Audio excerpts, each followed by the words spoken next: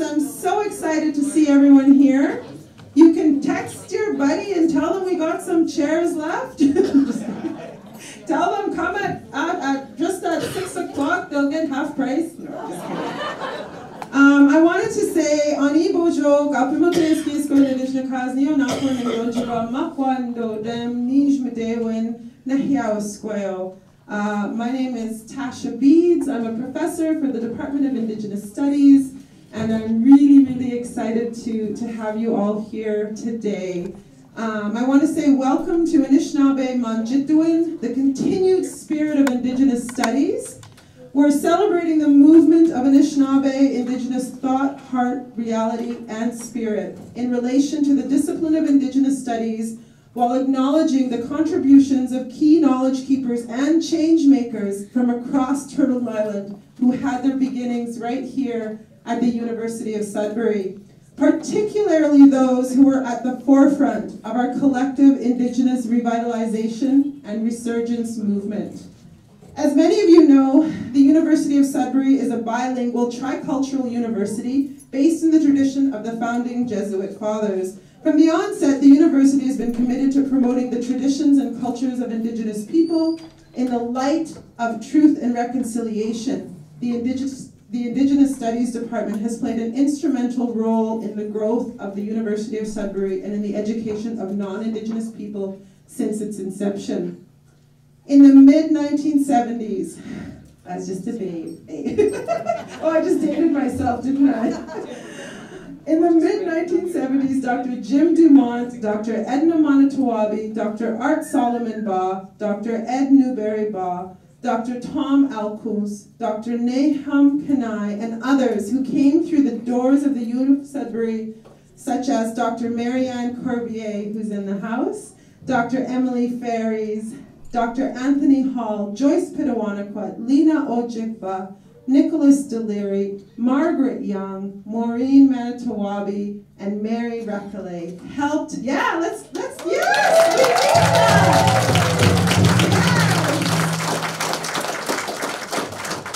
They helped lay the foundation, and I really want to emphasize this, for not only the department, but for the discipline of Indigenous studies, the discipline which is now recognized worldwide. And beyond and above that, the collective power of our Anishinaabe nation has its roots right here in this room with these four elders and knowledge holders.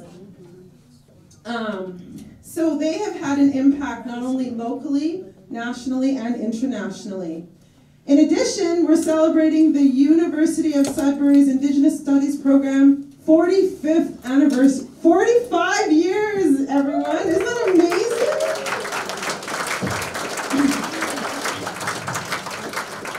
amazing? We are celebrating some of our many alumni, faculty, and staff who have contributed to our stories of Indigenous resistance, resurgence, revitalization, and truth and reconciliation. We are also recognizing and celebrating who we are collectively as Anishinaabe people, as Indigenous people. There are so many negative stories about us, but they're single stories. That's all they are. They're single stories. We need to take the time to remind each other and to imprint our children, our youngest little baby here. We need to take the time to remind each other and to imprint our children and grandchildren with the beauty of our brilliance, the beauty of our Anishinaabe heart, mind, body, and the beauty of our spirit. Because we are so, look at us, we're just darn, we clean up so good.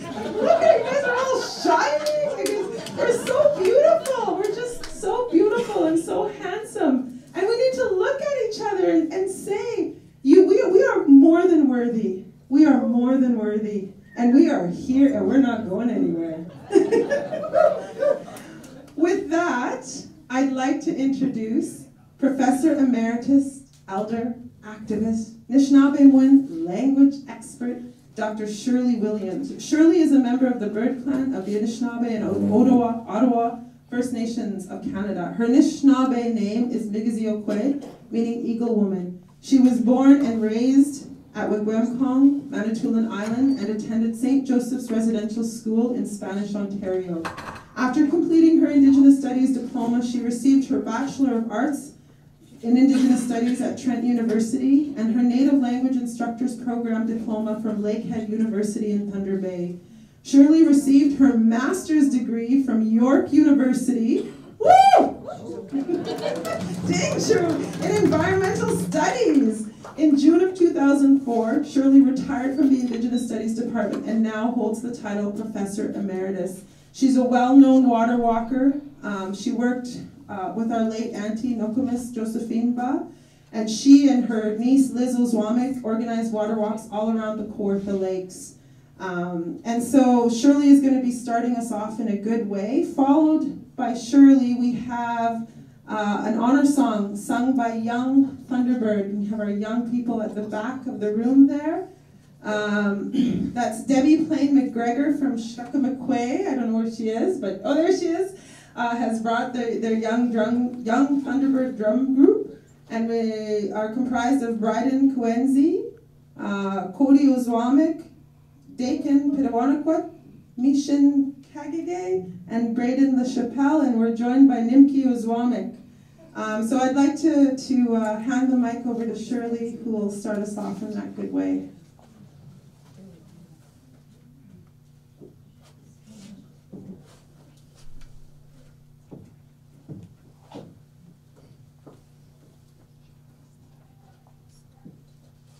While she was talking, I was thinking about many different things, and you probably could see me that I have a walker, and they call me the water walker.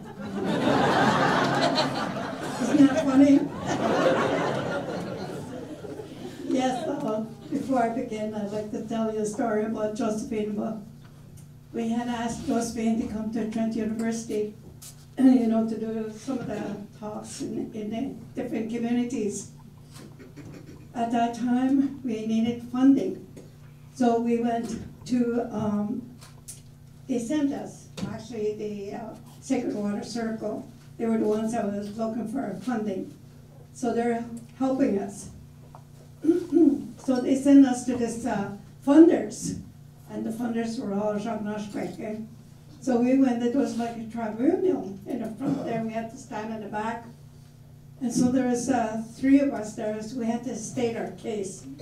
Mine was the Sacred Water Circle, Josephine, and Josephine is the Great Lakes Water Walk, and ours was Masada Magic Nebe.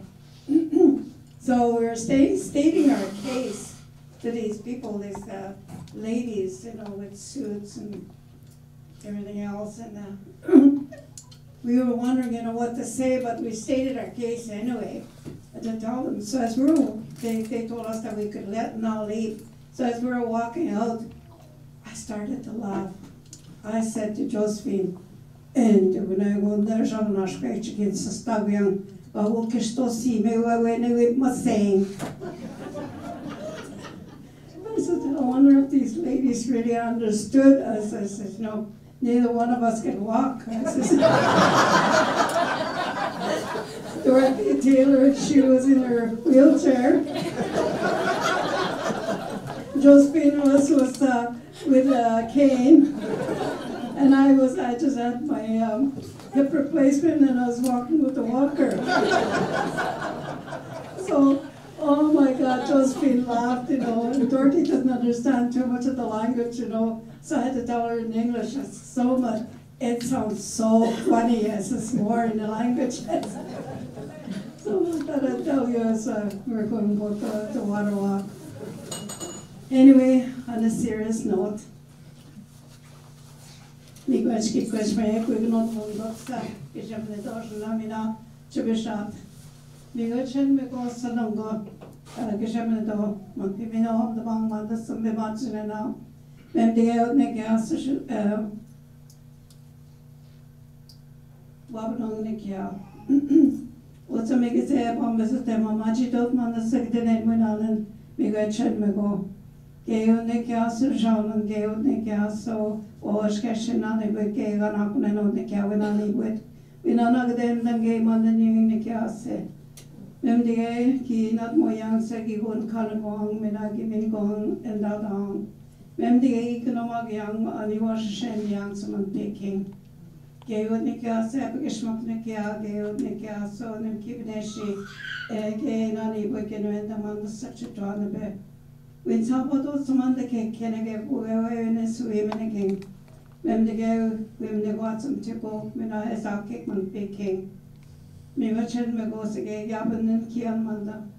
He went on gay with Nikia, me watched me go again with Nikia, so off come quite on it. Get and game on the some squazzy when me now, not when. I figured can I get in a such a mean gong, some squazzy with. We went to swim school up on Gabba, me now we know young, and so baby someone baking. Mem the gam. Skak me kwe. Mi gachin magos e gimin gong man the sak chitwana be. Each na kwang man the sun the be chimi chum kwena mang. Chibi nakas of a young man the sun the nen winani. We went as to it more dog man the suna we gishen among we not moyang. Ani surwashan anak den this young. Ke ni anang ke we eat say mag so kishem the dog amin gong. And so we should cook young janak den among. Geo Nikia Sunday nang Virgin Magos, Geo Nikia, and another day among mothers and the ones in now. Women going so we saw the plate of mothers, we got shed Magosa. Our Pegish cannot can get postage, Chuka some young, one piece of empty, we not more young, Gabas, Chicago upon. We not then among mothers and Shnabek and Dawson. It's just after English, none of one Pinikia. Shed Mishnang Shebna doses and the game, we wish I can give one of in money and then one day, keeping down all the skates when she knows she gave with Mickey Asa. The kids all condition the cause of a nation that I mean, I could sing the Scabo, the additional guys we got Shem and Asa Gajamneto, Nungosumination down Chiminabian, can we not Moldova Matsajexum and Peking, West York came also, Beverly Abenochia. And again, you got on the cast of Pinocchio, Cabo, or the Archie Company, you were Chenman. Arjen Mishnam, Jemmedojan Mishnam, Arjen Mishnam, Jemmedojan Mishnam, Arjen Mishnam, Jemmedojan Mishnam, Arjen Mishnam, Jemmedojan Mishnam. Aha, Nigach. I wanted to translate a little bit of the language that I said. I know a lot of people don't understand, and they really wish sometimes so that they want to understand. So it is said that when the creation took place, every nation was given a tongue to use. So ours is in Anishinaabe. So that's what I have used, Anishinaabe. It is said also that when the creator took place, there was when he made the earth, there were 4 guardians that were assigned to the world. Now the teachings are different. Many different tribes have different teachings on this, so mine is not the God's Bible. So don't say Dr. William said so. Each of them are different, slightly different, but they're all correct, they're all nice. So ours is that the 4 directions is the Megazet, the eagle, when it carries the messages to our people, so we send our messages to the Creator, which the eagle will carry. The southern direction, which is the deer, the one that taught us how to be kind, and also the one that gives us homes, the one that provides clothing for all of us as we lived in this world. For the food, that's the deer stuff provides today, we say Migach for that. The western direction, the thunderbird, the one that waters the plants and the trees, we give thanksgiving for that. To the northern direction, the white bear, the one that stands that way, the one that carries healing and strength. We ask for strength so that we can carry the kind of work that we have, and also to heal ourselves as individuals and all people. We especially give thanksgiving to the Mother Earth for the water.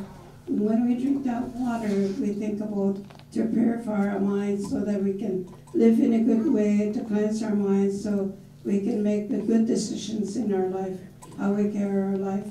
We also give thanksgiving for the Spirit that's been given to us, for that we walk with that Spirit within our bodies, and especially the heart, so that we can love one another as human beings in this world.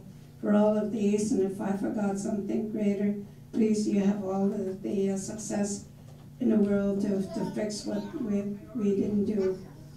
For all of these, we remember all the animals and all of the children that are to come, so they can carry this knowledge that we have here and share with you.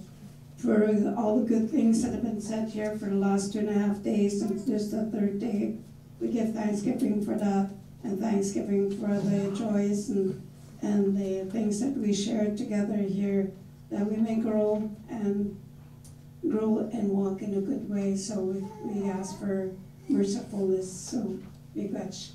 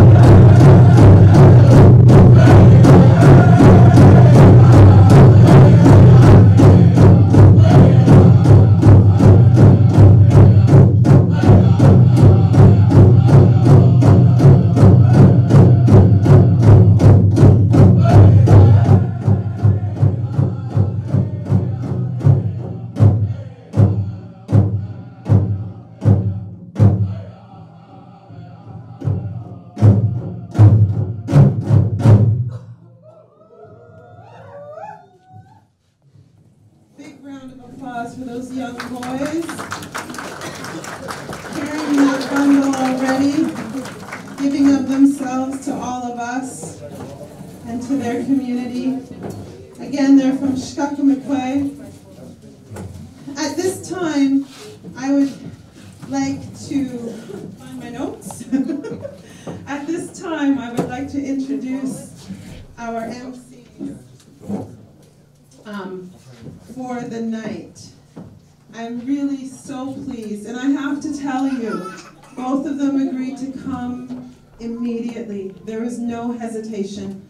Even when I said, I'm not sure if I can look after you, and they're like, it doesn't matter, we're coming. So first, I'd like to introduce Wasukum, lightning that looks like daylight. He's of the Turtle Clan. His spirit makes its sound from Sagin, and Wayaksiksing, Kettle Point, along the southeastern shores of our great ancestor, Lake Huron. In 2015, he joined the Water Walk, led by our late auntie-grandmother, Josephine Ba, who would come to adopt him as her son, as their journey continued together, held strong by their love for Nebe. In 2016, wanting to show his support for us Kwewak as water walkers, he paddled from his traditional territory of Wayaksanung up to Bawating, Sault Ste. Marie. Once again, he supported us as water walkers. Again, in Joba's last formal walk, the 2017 For the Earth and Water Walk, paddling across the Great Lakes system from Duluth, Minnesota to Matane, Quebec. As we walked, he canoed in his ceremonial canoe journey to raise awareness about the state of the Great Lakes and the need to protect them. The journeys profoundly impacted his life and work, shifting him from academics, high-level advocacy and consulting to actionism that is deeply rooted in Anishinaabeg ways of being in the world. He has received many accolades, with his most recent recognition with the awarding of a year-long international fellowship as an Indian changemaker. My little brother. Our other guest, born in Batchewana First Nations, our guest MC, Serene Fox, is in the house. She is an Anishinaabe Kwe influencer and activist. She is one of our most prominent young Indigenous voices, blazing a trail for the social media savvy generation. That wouldn't be me. Activist, artist, dancer, model, and TV host, a storyteller at heart, Serene combines these various mediums to amplify the voices of our people in hopes of creating meaningful dialogue between us and settler communities. Serene's screen highlights include Rise and Cut Off from Viceland and APTN's Future History. As a dance artist, Serene has trained at some of the most highly acclaimed, she's getting all shy, faculties such as the Quinte Ballet School, the Canadian Children's Dance Theatre, and Alvin Ailey American Dance Theatre. Serene has danced with prestigious Indigenous dance companies and artists such as Buffy St. Marie, Digging Roots, Tribe Called Red, Kauai Dance Theatre, Untold Collective and from Australia, and the Akjun Ballet Theatre in New York City. Serene was the choreographer and lead in Theatres New Brunswick's The Eighth Fire and recently premiered her solo work, The Red Road Block, at Toronto's Harbourfront Centre. She is also a brand ambassador for Manitoba Mucklucks, Canada Goose, Sephora, and also She Native. Like, what the heck? These are our young people! Give them a round of applause.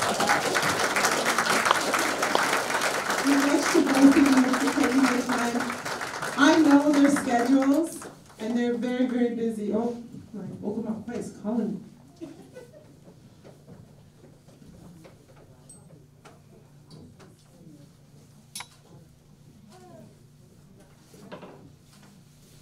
You know, it feels so good to be celebrated.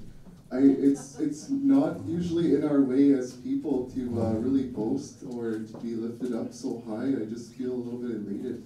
So I just want to say miigwech for that, and I think how we wanted to go about this evening is to continue that celebratory mode that we've been asked to come and share with all of you. So I just wanted to say just briefly, my name is Wasekom Jiken Odem Shkabewas now.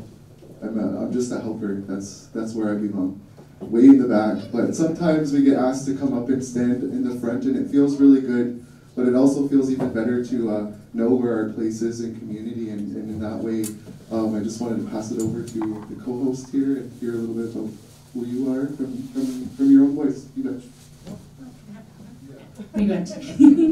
Hi everyone. Welcome to Nago Kwen Disney Karas Observation and Nave Kwen Batwan and Donchvani so I'm so beyond happy and excited and honored to be here. Not to have my own voice, but to lift up some of what I think is the most important work and the most important people in my life who, quite frankly, have provided all of the knowledge and tools that I have to be here today. So I had all of those accolades. It's so hilarious to me. I hate listening to those things. I work in the media, but I'm so shy, like legit. I have a lot of energy, so I think people don't necessarily put those two things together. But as I was listening to them, I was very aware that all of the tools that I have come from the teachings that I received, and all of those teachings come from human beings in this room today. So, minus my mom. I want to shout out her. She's not here, but I have to shout her out.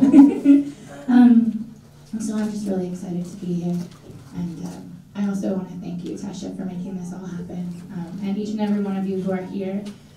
Your presence here shows your support for who we are as Indigenous people, as Anishinaabe, and how we're going to move forward. So I see each and every one of you, and I honor just the simple action of being here tonight. So, Chimigwech. I wanted to start off by just reading from Onabinasai's book, just a small little passage, because I feel like part of what we're doing here is celebrating our own intelligence, celebrating our resiliency, and so he says, we cannot talk about being an intelligent person without knowledge of and access to all the levels of our intelligence capacity. The intelligence of the body, the mind, heart, and spirit. The intelligence of the mind, for instance, does not cooperate to its fullest creative, discriminating, and encompassing potential without its active partnership with the intelligence of the heart. And isn't that who we are? You know, where our intelligence of the mind and of the natural world comes into our beings and we embody that and how we walk, the voice that we put out there. You know, and so I really wanted to also lift up the spirit of our people as we lift up those who created that path for us. We wouldn't be standing here today if it wasn't for those ones that had that courage in a very challenging time to create these new pathways. Generations of young Indigenous people now today can speak their language, they know their clan, they know where they belong, they have access to go on the land, and they know how to get around in the bush. Isn't that beautiful? I just find that to be so beautiful. And that's why we answered this call, you know, and I believe that's why everybody else came as well today. So I wanted to acknowledge everybody that took time to be here to celebrate with us tonight, and say miigwech. In the spirit of that, should we just right off the top shout out some of the people who actually made it possible for us to be in this room? Yeah? You think so? Okay, cool. So we want to take a minute to acknowledge our sponsors. We know how hard it is to put on events like this. And we also want to have some money go as a kickback. So we're really happy to have some sponsors who stood up right away. Starting with Laurentian U. Yeah. As well as Joanne Smith. The Faculty of Arts. Mississauga First Nation. Bob Smoke Shop. Paulo Biondi.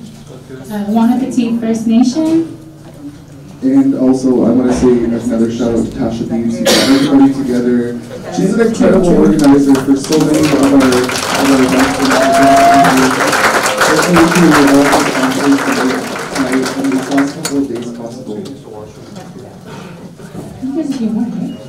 Oh yeah, totally is a few more. So, The Department of Indigenous Studies. Indigenous Sharing and Learning Center. Oh, look on this one. University of Sudbury for their in-kind contributions and the work of Lorraine. Nochstein. Sylvie Renaud, Isaac Valancourt, and President John Meehan, who gave his regrets. He couldn't make it this evening. Awesome. So as we said, we're going to list off a few numbers because we want to get all this stuff out of the way, and then we're going to have some more fun. But so far, we have raised $5,125 plus $7,500 from the U of S Department of Indigenous Studies. So those are just two. And then from ticket sales alone tonight, that's $4,800, and altogether $17,425 has been raised. So after expenses, and part of these proceeds are going to go towards the motion, and we'll hear a little bit more from them later about the programming that they do and what they do for Anishinaabe children, land-based learning. So we're so excited to have them here and to talk about their story. And part of the intention was really to give back and to pay it forward. So we're raising money to help the young people in how they're raising their children and bringing up Indigenous education. So also, where's that book? Right behind it? Yeah, hold that up. So also tonight, we will be fundraising by selling these books, Indigenous Intelligence by my dad, and Nabanase. It's from his 2006 Newbery Lecture Series. It's $25 minus the $6 printing cost, so we pay the $6 printing cost, and the rest of the money will be a part of this fundraiser for a commission as well. Also just buy the book just okay. Yeah, I just got back from Whitehorse, and it was minus 37 with the wind chill, and it was mostly whiteout conditions. But being in the north, it gave me a lot of clarity. And so as I was coming here, I said, there's I was kind of nervous. And you and I were coming down the stairs. We've never worked together before, so we're really excited, but we're also coming down and we've seen everybody. There's like a little window over here. So hey, we're like peeking in. And I was just like, all of a sudden I'm really nervous. And I know I've been sitting here for the last hour, just like not sure what to do because, I admire so many people in here. And there was, when I walked into the door, I could just feel this, I always call it Indigenous power, just, when we're together, we don't have to do very much to feel that good feeling, And we grow accustomed, being, working inside the lodge and in our own spaces. But it's sort of like, whenever we're creating space inside of an institution, we always kind of tiptoe around and find that good footing. And so I wanted to take this time to acknowledge the University of Sudbury and Laurentian University because they've done a lot of work to create space. And oftentimes in these sort of spaces, we have to get real small. We have to sit around like, good little Indians, which is great. But at the same time, we are who we are, right? And so that is a really interesting place to be. And so I wanted to just encourage all of my non-Indigenous relatives who are here today, to think about this kind of space that we're co-creating. And I want to acknowledge you for maybe not being too sure what's this all about and, all these natives coming in and taking up this space, but that is a beautiful thing. And so I just wanted to lift you up as well, to share that. Are you telling them not to be afraid? Yeah, a little bit, just a little bit. Because I really like this. Yeah. We won't bite. Well, I mean, I'm Wabazashi, so I can't use it. Yeah, so I just wanted to put that out there because I know that over the last couple of days there's been some really beautiful discussions, and we haven't been able to be here, but I was listening to some of the conversations that were happening, and Onabanase, Edna, and everybody who's been here, you've really nourished everybody who's been listening, even so much as me coming in to be a part of this part.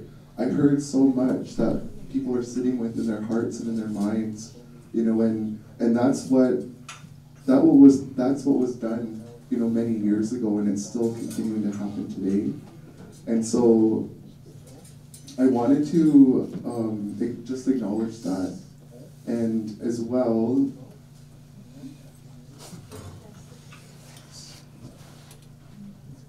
part of it is to make space for what's next, because we're finding as Indigenous people throughout all the spaces that we've been occupying, many years ago, it was just about access. It was about finding spaces for us to assemble, for us to plan, for us to reclaim. And as generations of Indigenous people have been coming through these spaces, we're finding that the power that we hold, it's hard to contain that within a colonial structure. So institutions have been encouraged and have picked up this mantle of decolonization.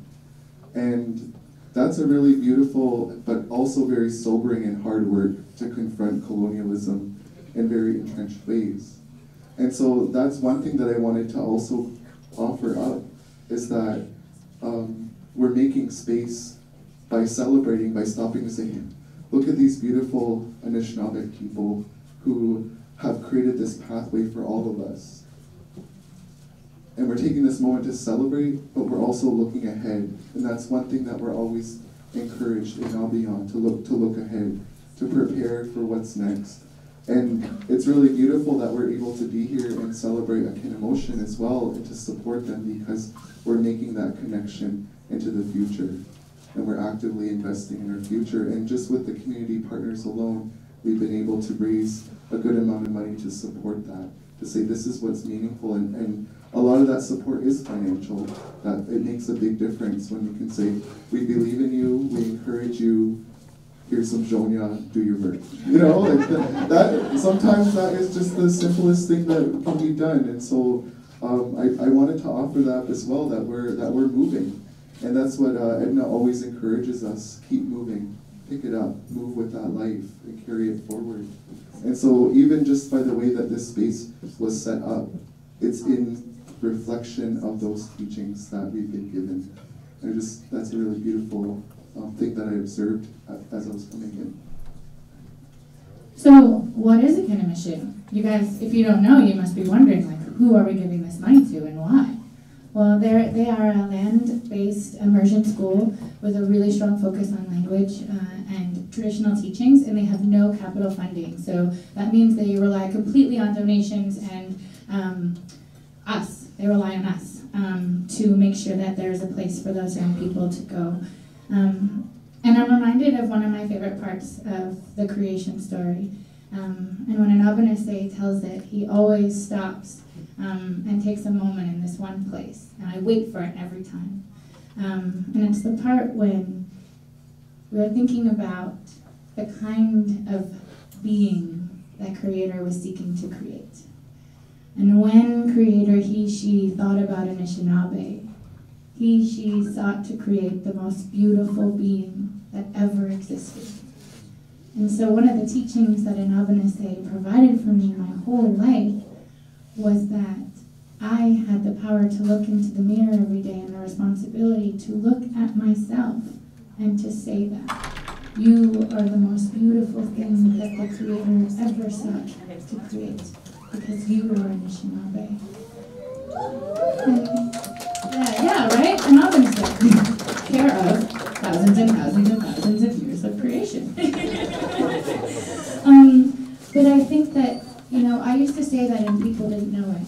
And now when I say that, there are young people all around who finish the sentence. They know exactly what I'm going to say, and they're saying it about themselves.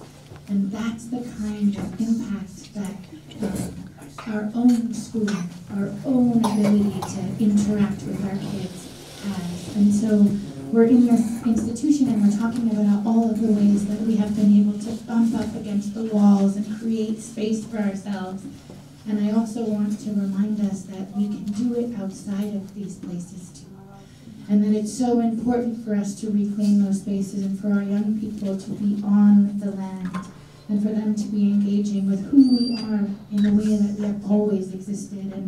And the institutions can lean towards that as well. So I think what we're talking about here is an entirely new way of coming together, and settler and academia and indigenous people, and what that looks like. But I think what's most important is that it is us who is leading the way. It is us who is carving out that space, and it is us who is defining and redefining what our own curriculums will look like. And that's happening because of the work of Anabinase, Edna, and all of those who you've inspired to create programs that allow us to exist in the exact spaces that have tried to erase us. So I think that's really what we're celebrating tonight, is this one.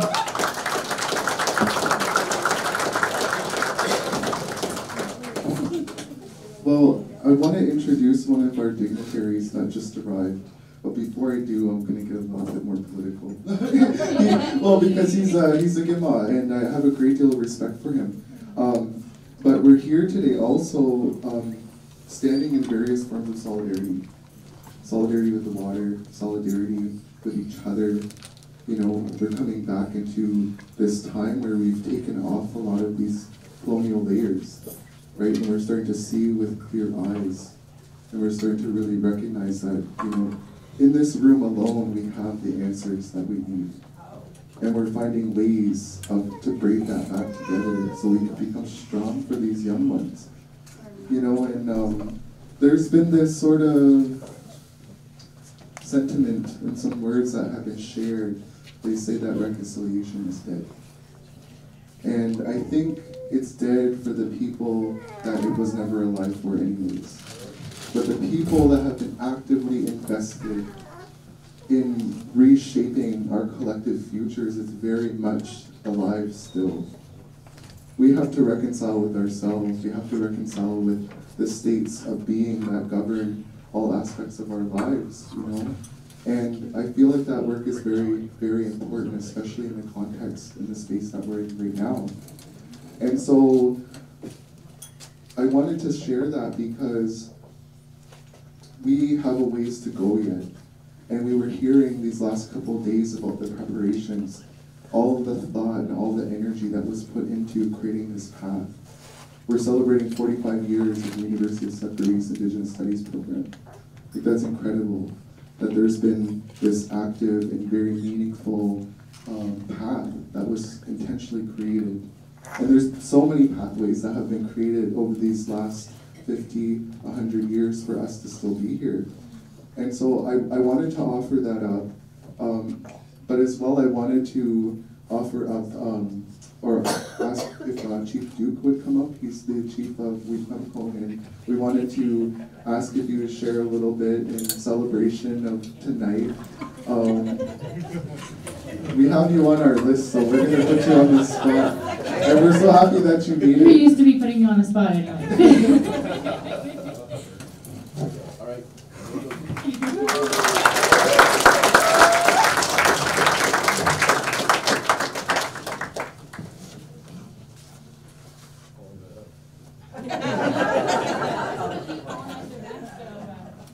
As long as I need.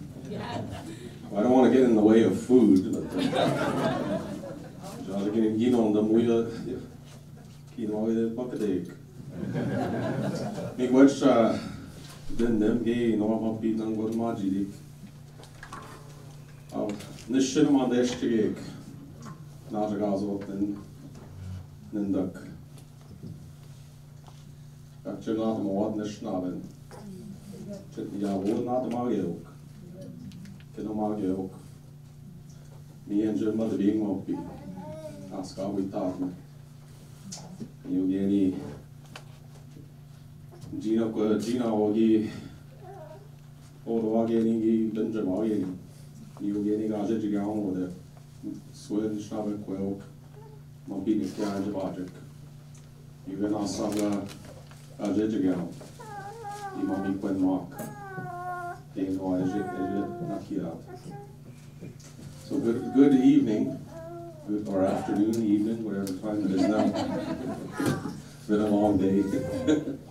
But I want to offer my thanks for all of you gathering and celebrating the accomplishments of two wonderful people that I've looked up to for a long, long time, and who've always gave me the little push.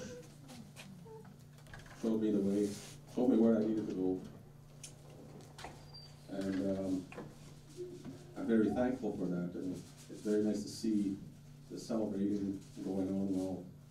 And as I mentioned last night to the group that was gathered to honor the three Anishinaabe from this area that were honored at the Inspired Awards, the very same message that this is the type of things that we need to do while we're still here walking together, is celebrate the accomplishments of our people. So that way we're not saying we should have, could have. This is the time to sit together and bring about positive atmosphere. And when Waseka was talking about reconciliation, that's what it's all about. And these are the teachings that are embedded within our language and our culture. It's all about inclusiveness and ensuring that we share not only our thoughts about what the good way of life is, but also to demonstrate that what that good way of life is. and to honor all those accomplishments, whether they're large or small. We need to continue to offer up that encouragement for all of our people. And it's one of the things that I continue to talk about at, not only in Wequemco, but in other political forums. Because we always hear about all these special councils, where they got a youth council, they got an elders council, they got women's council, but we're out of balance still. We're forgetting about the Ninook. And the response that I used to get was, well, that's your responsibility as chief. I go, yeah, but I'm also responsible for all those other people. So why are we singling out the Ninook? And I say that because a lot of times that's part of the encouragement that our people need. There's far too many of our young men that don't necessarily get the pat on the back because they're trying to find their way also. And as Nishnawbek, we do know that the women, our Quayoke, have been the ones that will continue to maintain our communities. And they have been. And we see all that right now where whether in the workforce, and if it's the band administration office or in other places, it's the women that have been carrying on that work. It's just one of my observations, and I think it's important for everyone to acknowledge that while we're celebrating two special individuals here today. Because this is the sort of things that we need to continue to do, is to offer up that encouragement. You see a person walking with their head down, give them a pat on the back and say, I'm Ben. Let's go for a walk. Ani shnaji. So I think those are some of the things that I continue to hear from Sinique is get up, do it, keep moving, offer that encouragement. You might get a little scolding every now and then, but that's how we are. It's not scolding, it's just telling you like it is. So I want to, on behalf of myself, and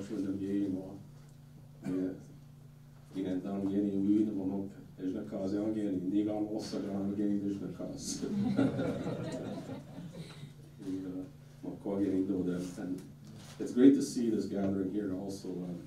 I just came off I served the University of Sudbury as a board member here for 3 years.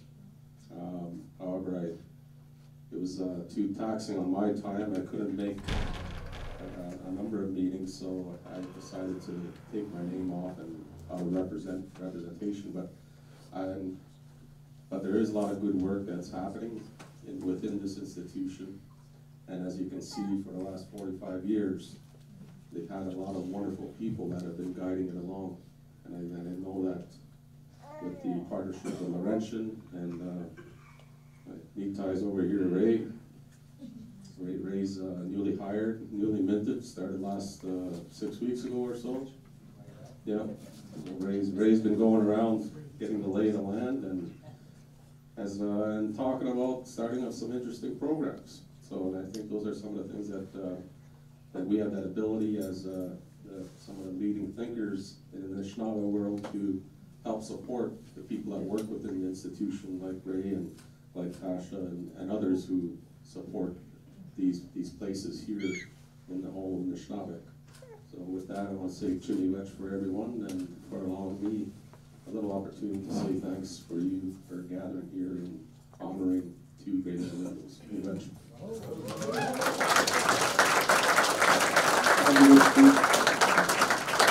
I really like what he said, and what I was hearing is, what does it mean to be a good relative?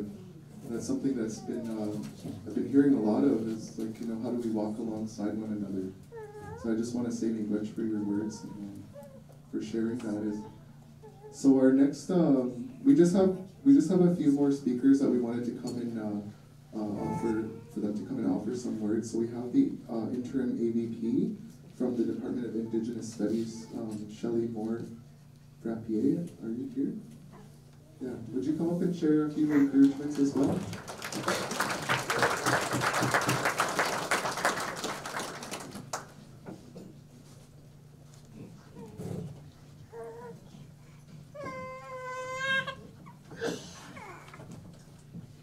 Bonjour, du may mo koy na Dijika, Modem, I'm Shelley Moore Frappier. I'm the interim AVP for the Office of Academic and Indigenous Programs at Laurentian University. And I'm also started here in 1990, so I guess you could, or 1990, yeah, it was 1990. So you could say that I was a product of this program. So, you know, and I, although I started in 1990, I didn't ever have Jim as a professor, but I got to learn from him in the lodge. And one of my first sweat was with Edna, and that was something else. Leona was in that sweat, and they were all having a good laugh at me after I got out because I had dirt all over my face. I was trying to breathe.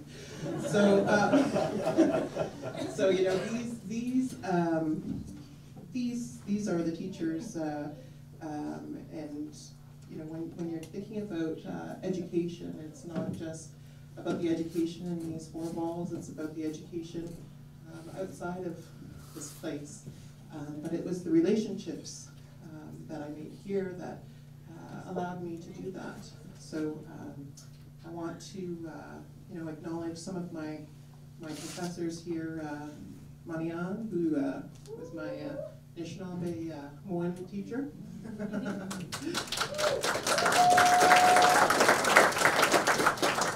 And I also want to acknowledge Genevieve and Anne, who are our Tolumba's daughters, who are here tonight with us too. I'm happy that you made it tonight to celebrate, and how important both of your parents were here, and creating this space for us that we all get to, you know, we're really standing on the shoulders of giants. And I started with Emily. Emily started right after I did, working when I started at Laurentian University. And you know, it's so important for our students. I started off in the supporting students, and it's so important for us to have those role models in doing this work. So with that, I know that I'm standing between us and food. So welcome. We're so excited to be here, and just, you know, I know that I stand on the shoulders of giants, and I'm so appreciative of that. So Chimigwech for everything that you guys have done for people like myself, and the other alumni that I see in this room. So Wech.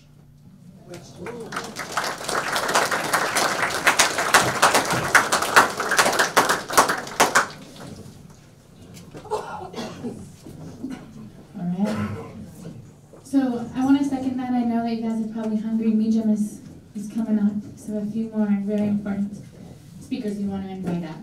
So I would love to invite the chair of the board of the University of Sudbury, Pierre Roy-Pell. Are you in the room?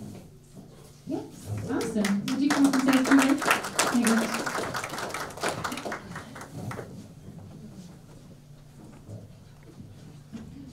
There you go. Welcome.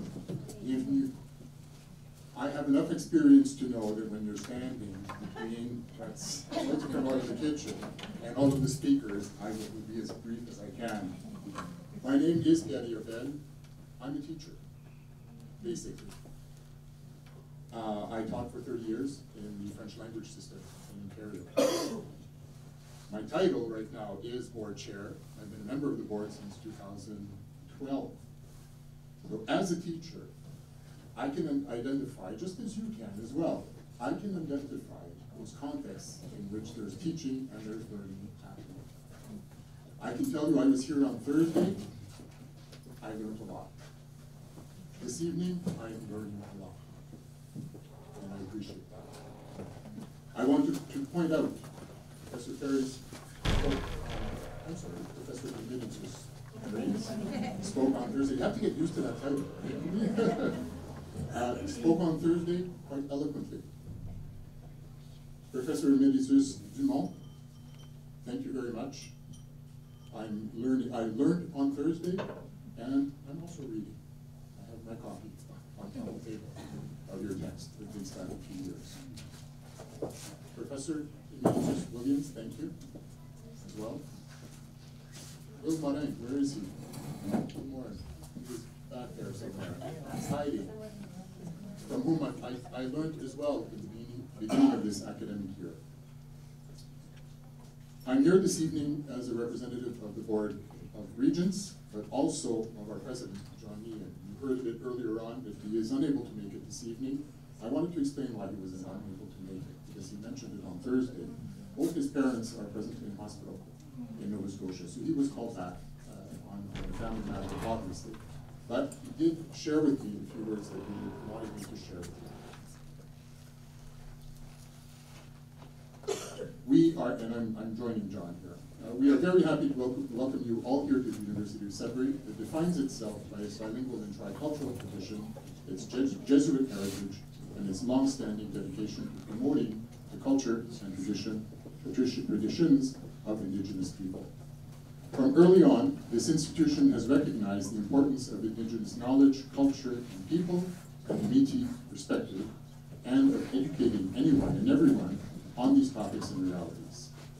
As for the reasons why all of this is important, there are many, but we can't forget that this land on which we learn, where we work and where we live, is in the Robinson-Huron Treaty Territory, and history hasn't always been positive but easy. As we hear more about reconciliation, and I'm glad that you alluded to it a bit earlier on in our society, we need to continue working on establishing and maintaining respectful relationships between Indigenous and non-Indigenous peoples, on understanding and learning from one another. Our long-standing Indigenous Studies program, dating back to 1975, and just to put that into context and what Tasha was mentioning a bit earlier on, I was 10 years old. So it goes back quite a ways. This long-standing program plays a role in all of this, providing a space and an opportunity to share important knowledge and stories. We hear it in student testimonials, and we see it as well. Our students are able to learn from passionate Indigenous knowledge keepers in spaces such as the Anishinaabe Kindaswin Peg Outdoor Arbor, and in experiential ways as well, such as within our sought-after Living with the Land Outdoor Summer course. The department and program contribute to discovery, healing, and a strong shared future among Indigenous and non-Indigenous peoples. I'm going to take the liberty, as you did a little bit earlier on, I have to tell you, when you quoted from Dr. Dumont's book, I quickly looked at my book to make sure we didn't have the same one. I'm going to take the liberty in sharing an excerpt from Dr. Dumont's book, Indigenous Intelligence, written in 2006. At that time, the program was called Native Studies, keep that in mind. And I quote, "What has been achieved by Native Studies at this university is unique. It is the only program that puts tradition, culture, our own ways, our own history, our own teachings, our own knowledge, our own spirituality, our own language at the very core of everything that we do. The whole curriculum emanates from that core. That is the way it was established from the beginning. That is the way that it has evolved ever since." End quote. The program helped create ripples in the collective Indigenous revitalization resurgence movement, and the program exists today due to the efforts of important and passionate individuals which we are celebrating today. And just as she gets up to maybe not leave the room, but I just wanted to thank Tasha and your whole team, because it takes a very strong group of people to organize such an event, and a 3-day event at that. So congratulations to you. Chi-miigwech, thank you. Merci to all of those who have been part of this story, of this event, and Chi-miigwech to all of you for being here tonight. Bon appetit, it's coming, it's coming. Thank you. Thank you. All right, I'm excited about this one because, well, I love the Gisons. So Gisons is going to come up and speak a little bit about Kinamashen and the work that's been going on there. So, Gisons.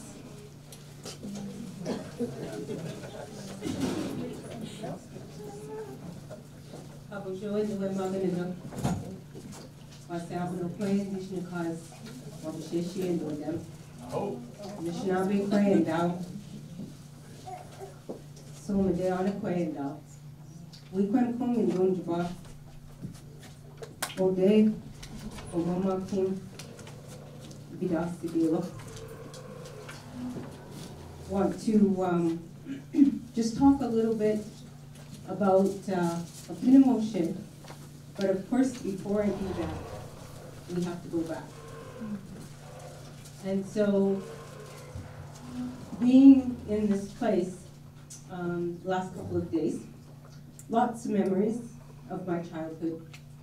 I was never a student here, but this place, I hold a lot of memories of running around in these hallways and coming to socials and round dances and different events here in this space. And I have to give voice to Bidasagewak, whose birth, the school that I went to, was birthed just up on the hill, over that way, I think. There's an arbor there now. But that was the first building that housed Bidasagewak. I work with youth in the job that I do. And I realize how very, very privileged I am with the upbringing that I've been given. My parents and other like-minded people, aunties, uncles, ensured and started a community and started a school where culture, tradition, what is our relationship to our mother, our first mother? What is our relationship to all of creation? And how do we sit with her on her lap? Our ceremonies, our songs, these were the things that I was raised with. And because of our aunties and our uncles and our grandmas and our grandpas and the way that they were raised and what they were denied, they wanted to ensure that their children were proud of who they were as Anishinaabe. And so I know that I'm very, very privileged in that way.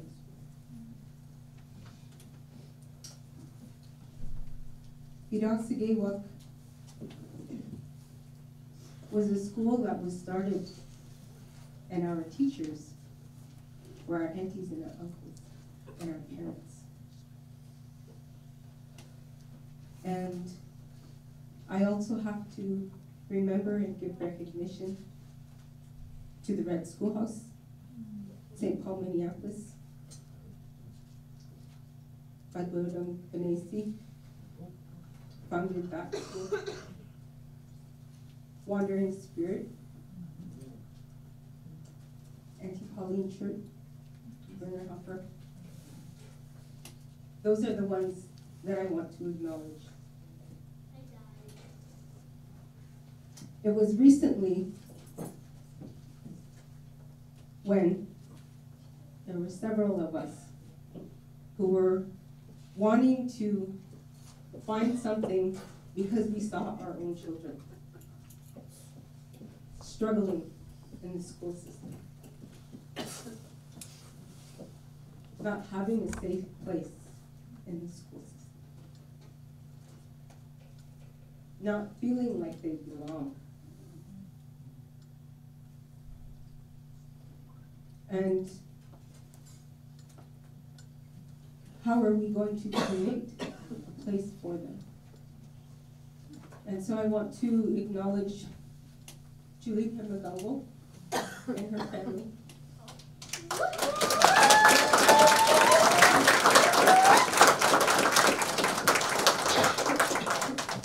Marcia Manafaldi.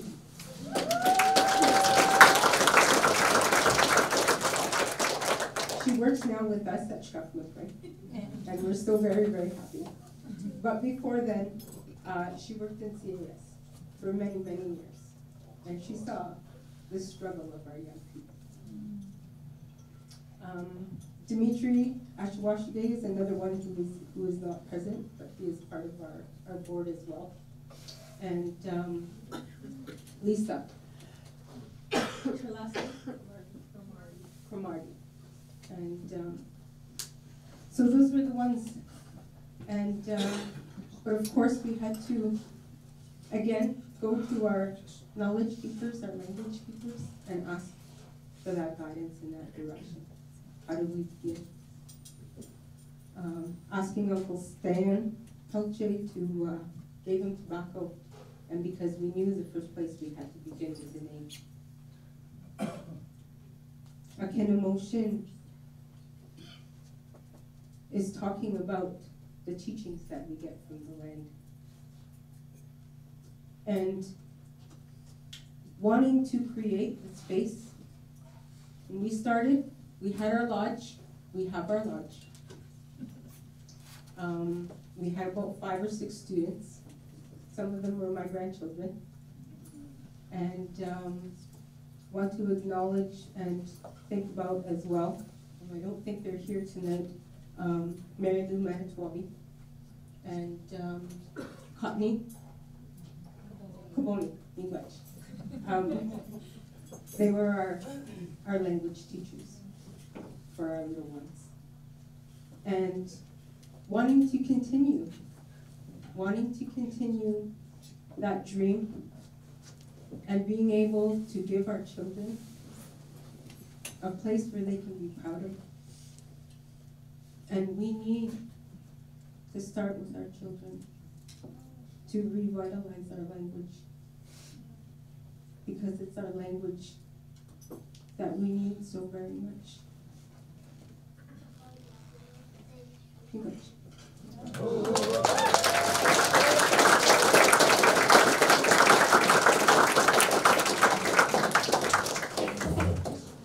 Wow. These also just have to say I love you. Hey, I said that first. Well, I think we both, there's enough love, to love you. We love you.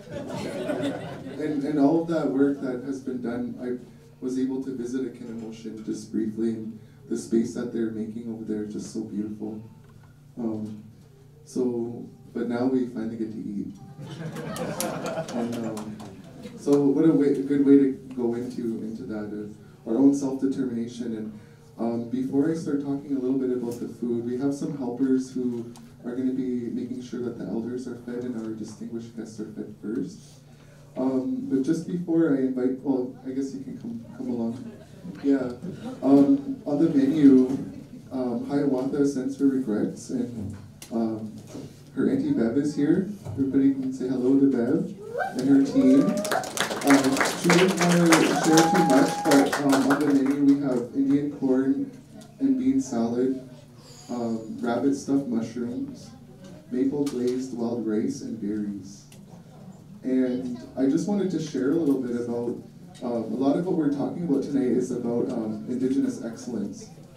And right now, here in Sudbury and all across Anishinaabe, there's a resurgence of our own food systems. And people are starting to reclaim food sovereignty for our people, and Hiawatha and her whole team right now are embodying that resurgence. And that comes with a lot of hard work. So she's been working for many years to establish herself in the community here, to have a place for people to go. And so we're really fortunate that she agreed to bring what she has here to share with all of us. So I just wanted to give a shout out to Hiawatha. the restaurant's going to be open pretty soon, so it'll be a good place to check out. Okay, and so while we start the serving, I want us to take a look around because all of these amazing people who are helping us serve, most of them are Tasha's students. And so I want to give a special shout out to all of our volunteers. They're from the Indigenous Women's class, the intro class, and the Indigenous Literature class, and also the U of S staff and faculty. So that's Loretta Nutachi?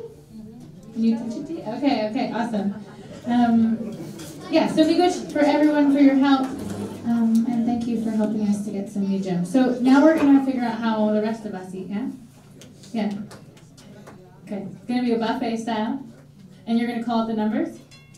So everyone look on their table, first of all. There is a table number.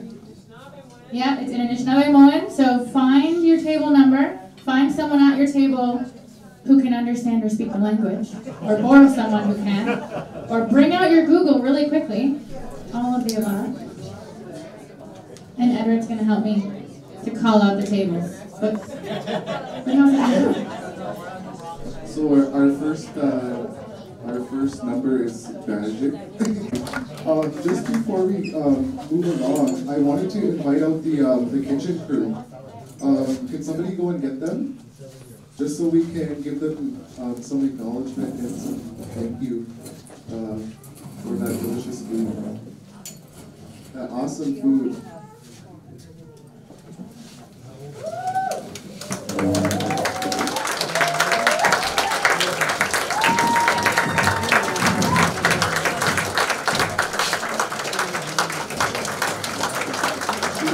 Thank you for the beautiful meal.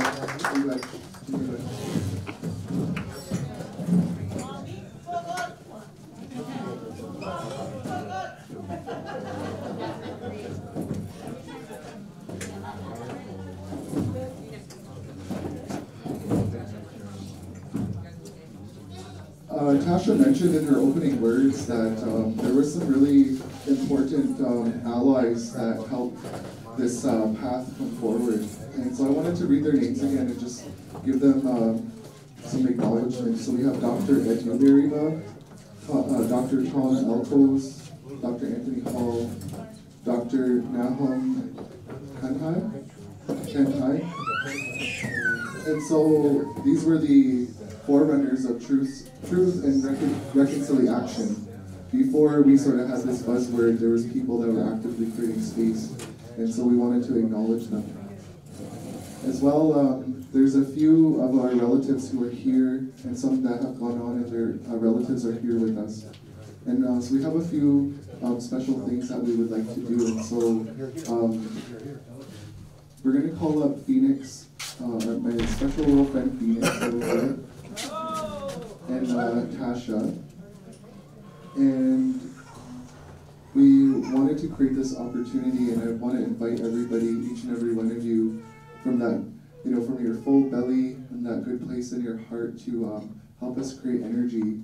And we're always told that we are to encourage our relatives as much as we can. And so, we've done this good work, we're doing this good work, and we still have a ways to go. So with that good energy in our stomachs and that good energy in our heart, we're going to encourage our relatives. And so I wanted to invite you to participate as we do this next part of our evening together. And so I just wanted to pass it off to you, and we're going to start calling up a few of our relatives to come and take their place at these seats. So we'll call up Cecilia Pittawannaquit first.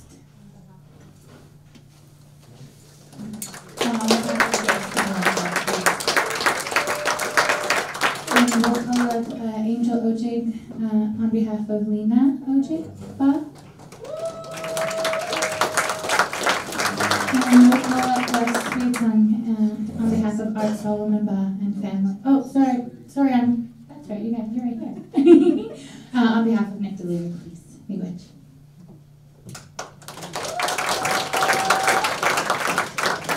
And I believe the daughter of Dr. Art Solomon Ba is here, or she was here. Okay. She is here, yeah. as well, we'd like to call up Maureen Manikrabi.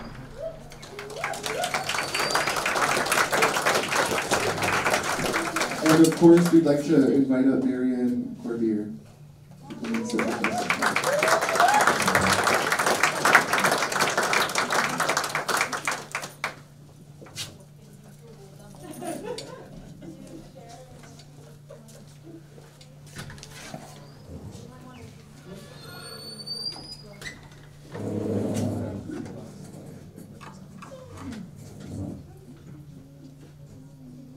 So I'm going to share with you a little bit about how this is going to go. We have some good singers, some strong singers that are going to share an honor song. And oftentimes we're encouraged to think of the Spirit first. And so we usually wait to stand up. And then when we stand up, we're honoring all this beautiful work that's been done and the work that continues. We have some people that have been leaders in their communities, ones that are working in welfare right now, leaders of the lodge. Marianne has this beautiful online dictionary for Anishinaabemowin that she's always updating. And I believe she's working on a book too. And so we have a lot to be thankful for and a lot to encourage. And so just as you stand after that second push-up, and oh yeah, would you come up, Anne? We're inviting you to come and sit here and take up. Yeah. And so after that first push-up, we're going to invite everybody to stand up, and I just want you to, so then we're going to ask you to just put your hand and to acknowledge and to share encouragement with everybody who's standing here. And just share that love from your heart while that takes place. And I wanted to make a good sound for this part because, you know, a lot of times we're not used to being lifted up, you know, and so if there's any tears or anything, I just want you to have compassion and, you know, hold that good space for our relatives. And so with that, I'm going to pass it off to Tasha and Phoenix, and then just invite the drummers to come in and do your thing. Which, and it's Nimkyo as well, and then Sherry. And Matt as well, yeah.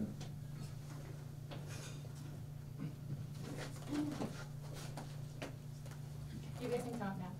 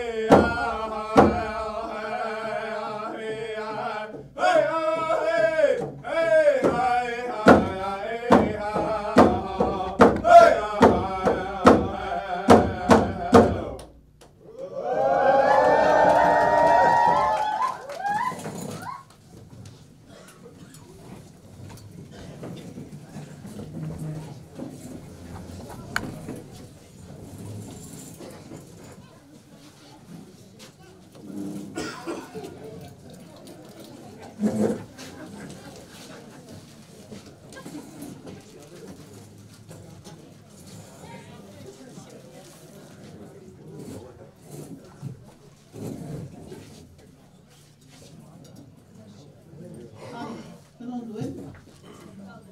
just asked if you could hear me.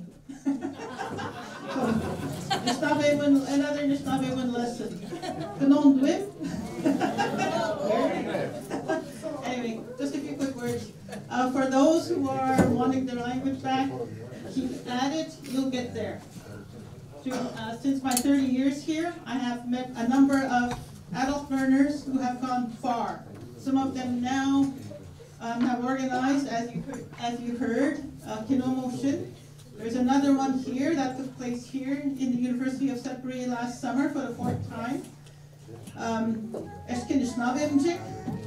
These are young adults.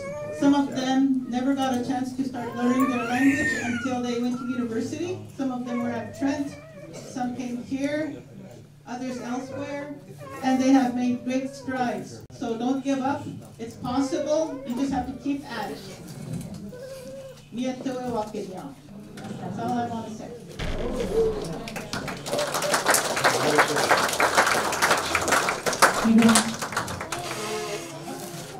Did anyone else want to say a few words? They all disappeared. Jimmy, thank you guys for supporting. Yes. Oh, okay. I'll bring my tea.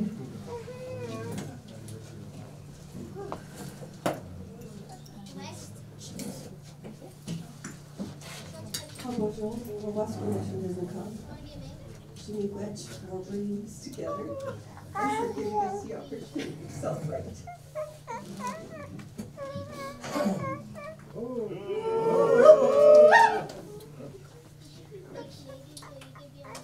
On va se connaître des écoles, on va voir nos deux.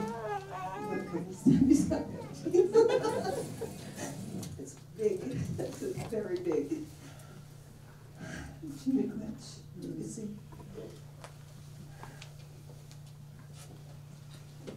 I spent 2 weeks ago dressing 5 feathers that were gifted to elders. I never dreamt this day was coming. I never dreamt this day was coming. Just to share a little bit, the young woman that you saw me with a second ago is my granddaughter.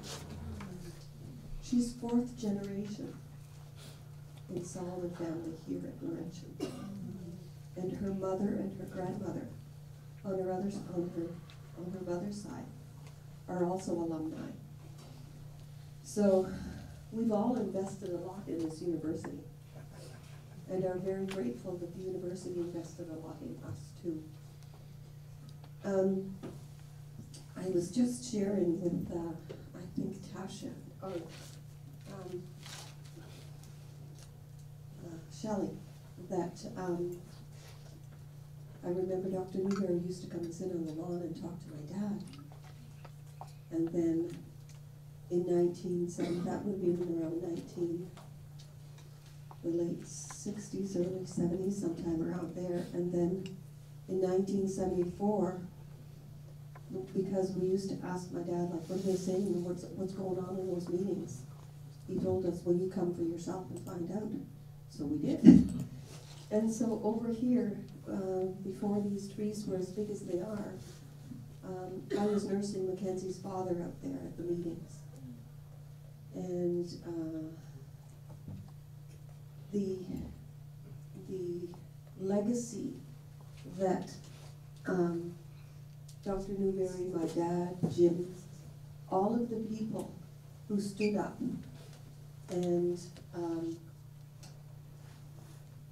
really, really worked through tough times in many contexts.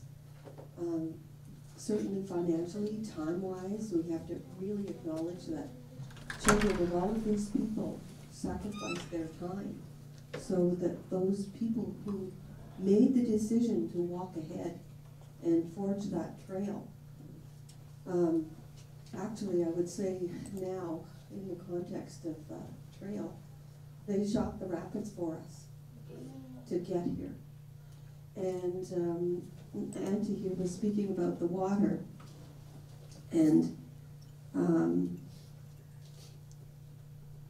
part of the legacy too here at Laurentian that my dad contributed to, and myself and some of my siblings, was to help build that cairn.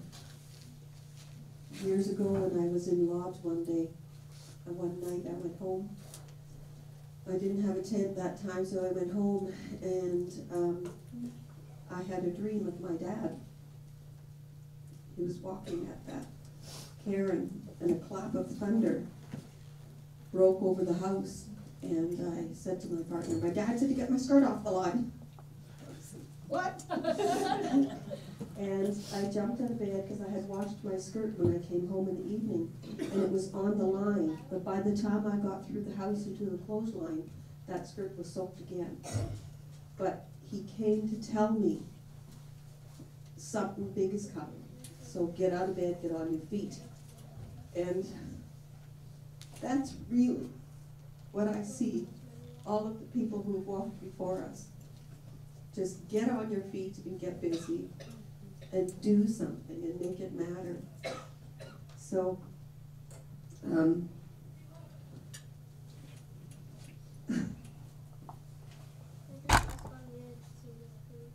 I can only say that the walls in this institution, particularly this building, they vibrate with my mother and my father and myself and my son and daughter-in-law and my grandkids' energy.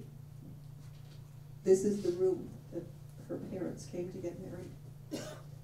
This is the room that we came to do the memorial for my mom and dad in 1998. So he started something here and he came to finish it. And I can understand now that in coming back here for that memorial, he literally handed it over to us. So, yeah, get with it, pick it up.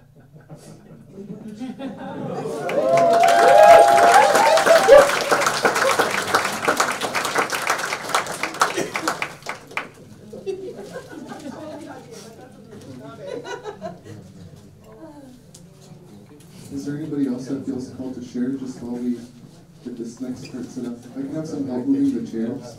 We're just going to need one chair on the stage.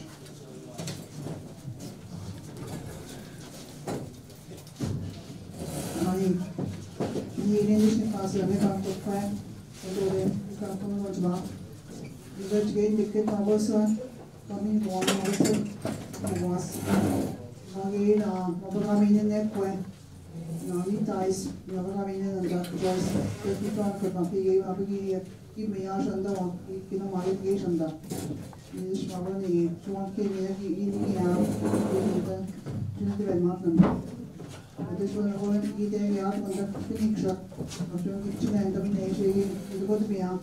You know, because they need look at Pogay, you should on the shiv again, you know, again, Tommy Bogay, you should on the shiv again. Nós beijamos a patente de game, a petit campo de em casa. O que nós pegamos na hora de não vamos não acho. O time vai chegar quando ele nem, o que vai sair, não, não vamos nem, que já não fica menos que não ani que nem, time vai chegar que não gente nem quer. O time vai agora na, nitais game, na game, o time que tem que ter a patente, não que nem chegar. Ani bet.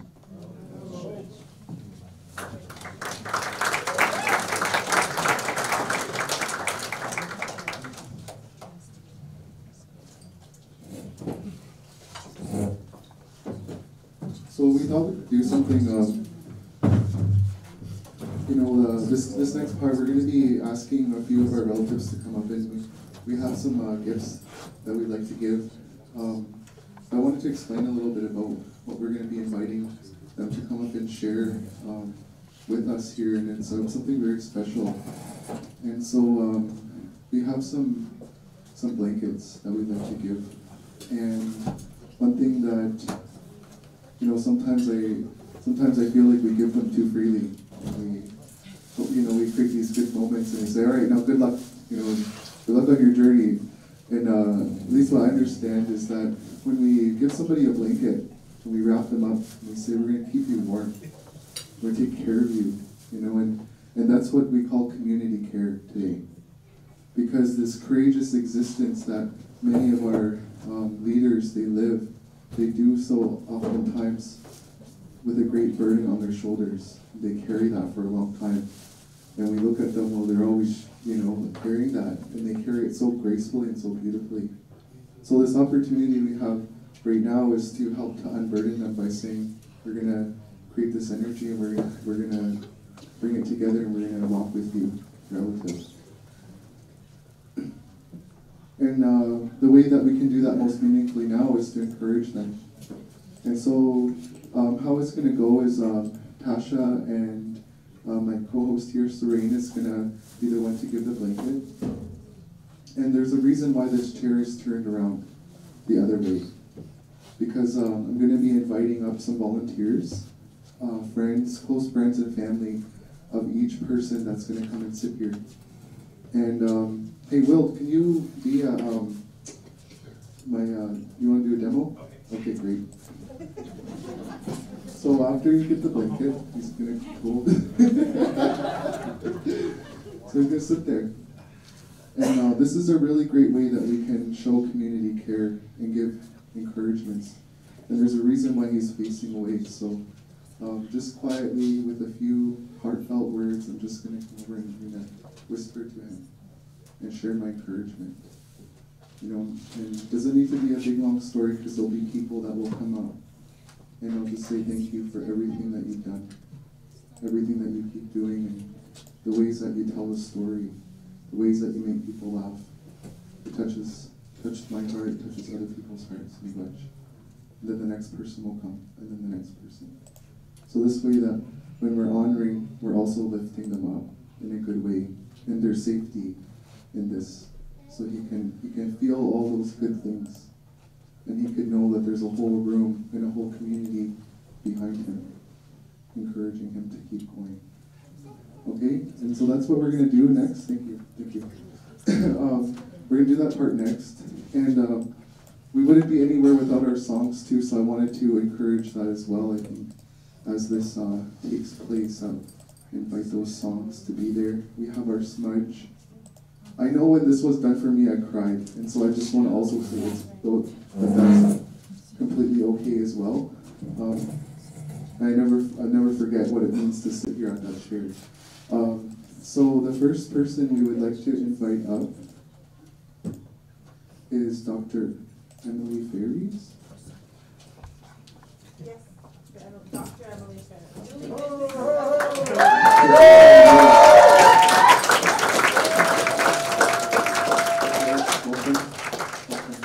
So, Tasha, how would you like to do this part with the blanket? Start the song? Okay. Maybe just stand right here for right now.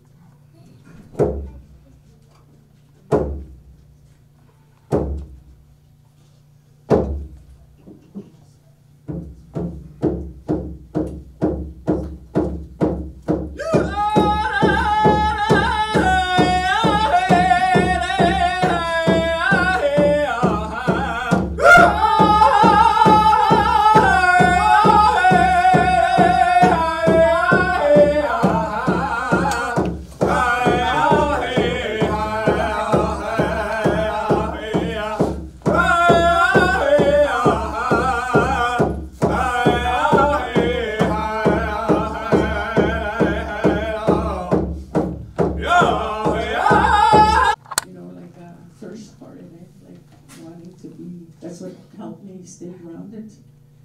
So I want to thank, the people that I met here. I thank the Anishinaabe people for always making me feel welcome here on your homelands. I really, never once did I ever feel that I was, not part of what was going on. But I was always acknowledged, that I was on other people's homelands. And if you ever come up to my area, you'll be welcome there too. And so I really always will have my deep connection to this place. I graduated from here in 1975, and then I never came back here till 1995. And anyway, when I came back in 1995, I got hired. I had finished my graduate studies, and in 1991 I graduated with, completed my PhD at the University of Toronto. I was like freelancing for a while, doing consultant work, and I began to think I really need to affiliate with a university. So I checked out universities. I ended up accepting a job here, and it was, at the time, I thought, oh, it's location. I'm very, have a strong pull to my people. Right? Like I'm always wanting to go home. I've done that the whole quarter century that I was here. Always going home, and but I think that all the time that I had spent here, it was very educational for me, even though like I'm the teacher. I was learning all the time from the students. I was learning from, I know that we're all teachers, even our students are teachers. They share their experiences and we learn from them. I always, stress that a lot of what I'm teaching you is not written anywhere. It was from the teachings that I had received as a child. Our connection to the land, that spiritual connection. We are one with the land. And I taught whatever I had learned. So my preparation for my university teaching started when I was a child. All what I learned along the way from people that I met, like Jim and Art Solomon, that provided it created the foundation for me on what I was going to do. So when I came here in 1995, I just retired, and I feel really blessed that I had the opportunity to do this here. And I know it wasn't really it wasn't because of location that I was here. I was supposed to be here. It was meant to be that I would be at this university. Many of the students from the James Bay area came to school here because they knew somebody here, eh? And a lot of them got their degrees from this university. So I thank you for the experience, and to the university for providing us a house of learning. But I always say to my students, we're here at this university, we're teaching the truth about our people, our history, the impacts of what has happened along the way, and they're not nice things. But now we're here talking about solutions, what we can do, and focusing on a vision for our future. That was the way I taught. It was very holistic in that way. And and right now in our education, we're housed here at this place.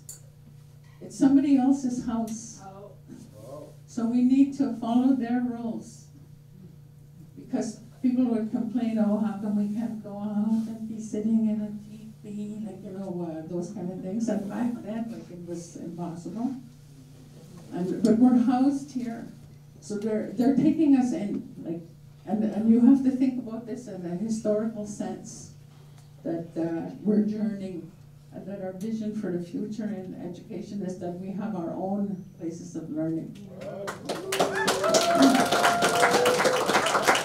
So that's how I see my experience here. I feel really blessed that I had the opportunity. I look forward to the time, I might not be alive to see it, but I'll see it from the spirit world, when we have our own places of learning at all levels, from babies to grown up, because our people believe in lifelong education. So miigwech, everybody. Miigwech. I love you.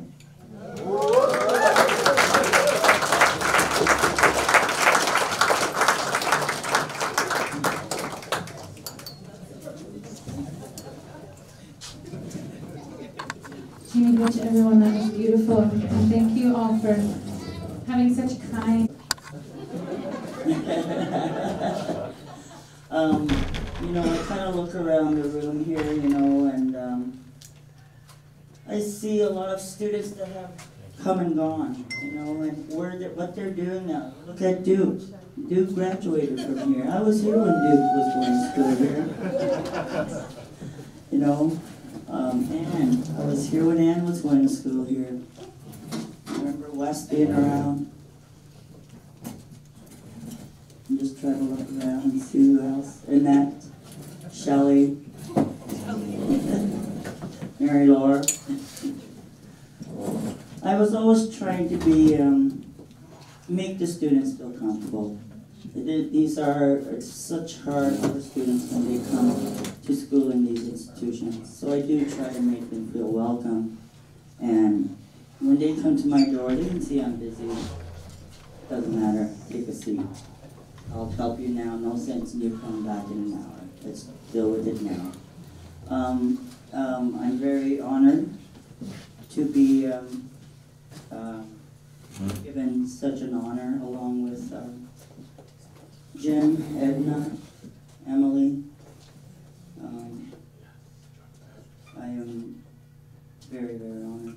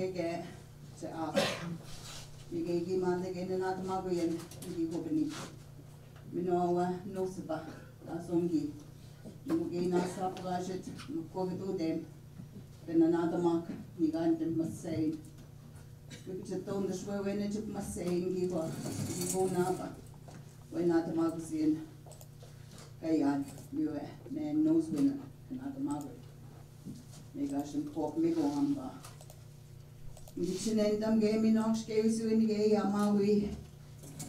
Yeah, again you know how do we come home cabin to go to Gomba. Ngichinendam. Get big yeah.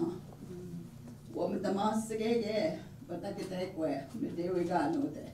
Get big. Chickenesh, and Babi Tona. We better get that way. We go on for that. Ngichinendam dash.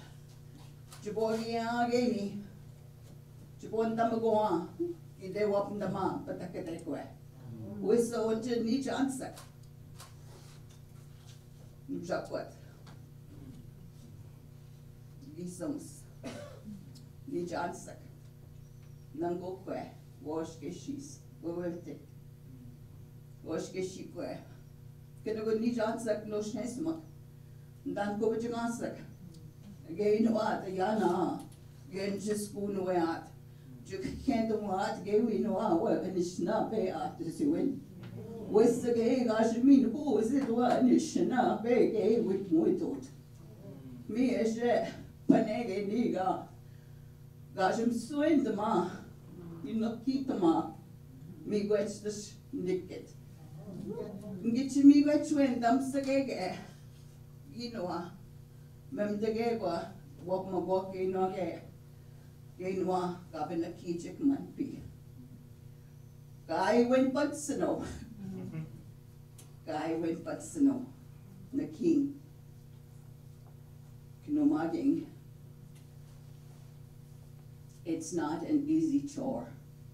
It's not an easy task to be working in somebody else's space.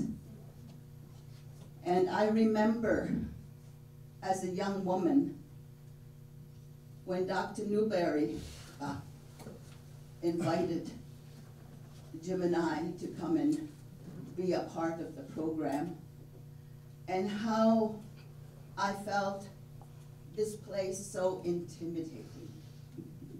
As all institutions are intimidating, that's how I always found them to be. because it is not our space. It's not our home. It's not our place. But we can make a space in these places. And even though at the time I did feel as though I didn't have a voice, because I didn't. Again, those old feelings from the past creep up on us. I'm not good enough. I'm not worthy enough. I don't have a voice. But lo and behold, there are people in our communities, just as you witnessed this evening, who give encouragement, and that's what Dr. Newberry did for me. He always affirmed me. He always encouraged me, even though I never went to high school. And yet, he invited me to come and teach in a place of higher learning. But I'm not smart enough. But Edna, you have it, he said. You already have it. It is within you. You already have it. You don't need to go to a place of higher learning because you live it. So, I found out that I have Anishinaabe pedagogy.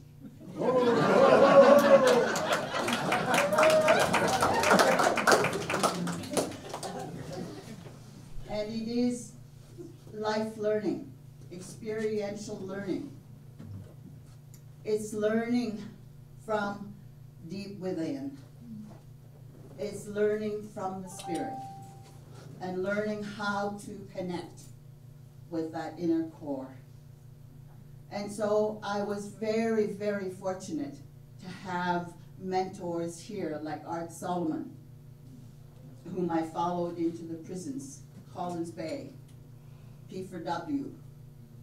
And even there, it was difficult to see our people incarcerated, men and women.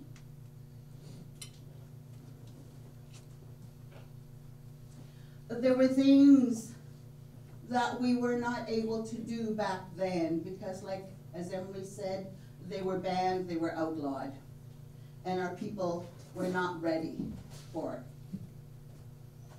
And so even in my community, my people were not ready for it. And so we had to make our own space. And so that's what I said. We have to give birth to a place where our people can come, a safe place. Emily talked about it, St. Charles. And it was a place where we raised our kids and gave them a strong foundation. We taught them. We made a space for them so that they could feel good about who they are. And for me, that comes from residential school. That's why I did it. That's why I wanted a place for my children to pick up, to embrace their culture, their traditions, their ceremonies. And like when I look at them today, I heard Giselle speak, and she speaks from the heart. I see my son working with me in the lodge.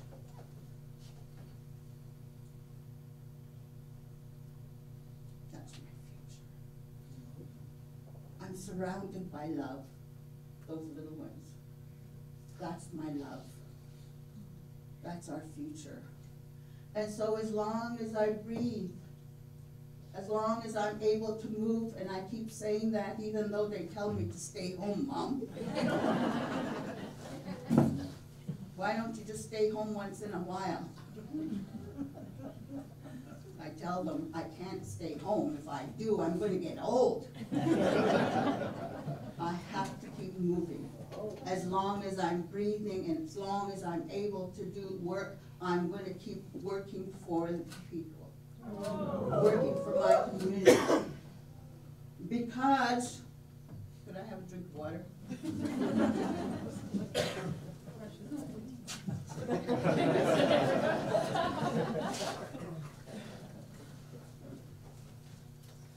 We all know that there are more children in care than residential school and 60 scoop put together. More children in care today. So there's a lot of work. And so we need to make a space where we can, a good place, a safe place, where we can bring that education, that schooling, those teachings, those ceremonies, that smudging, doing the work. There's a lot of our people who are incarcerated, still, more so today than there were when Art Solomon and Dr. Newberry were visiting the prisons. There are more today. And in our communities, how many of our people are still hurting? We still carry the scars. And so we try to find ways, creative ways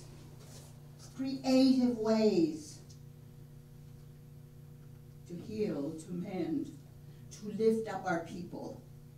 The singing, the drum, the sound of the drum, that will wake up the spirit of our people, that will lift them up. The dancing, the round dancing, I heard one of the whispers that I got as I'm sitting here. I went to my first round dance last night, Auntie, and I'm going to keep dancing. I'm going to keep going to those round dances because it feels so good. It lifts me up. I want to keep going to ceremony. I want to hear those teachings that lift up our people. I wasn't here for very long. One day I got a call from Trent University. They said, Shirley's going on sabbatical. Can you come and take her classes?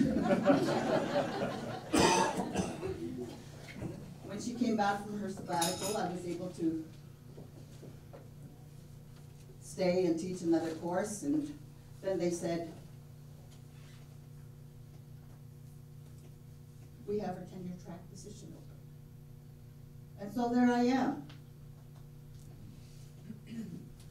And that's where I've been. And it's been so good. It's been so good being there. And we have a sweat lodge on the grounds. They have a teepee for full moon ceremonies. I would like to see that out here, where our little school was years ago. Our Native Way school, Bidasagewak.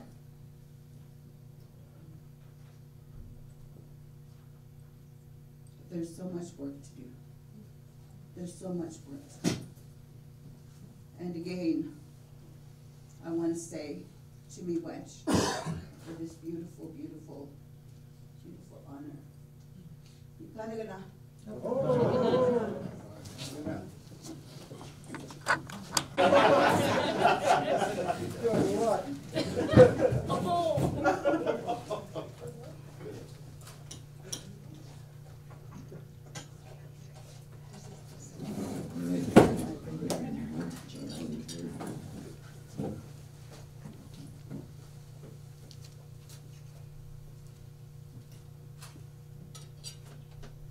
I'm going to try to use this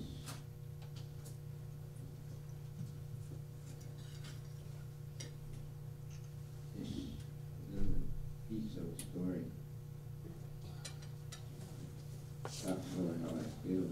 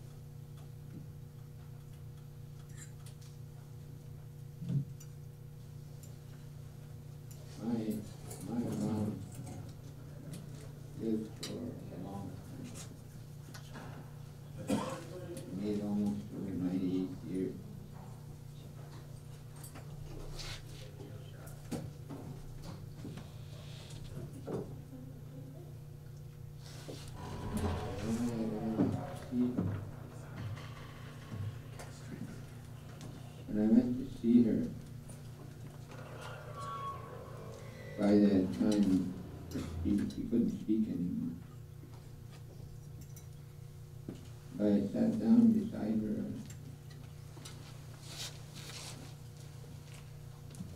on the edge of the bed, at the bottom of the bed, and she took my arm, and she raised my arm to her mouth, and she breathed, but she breathed in rather than breathe out.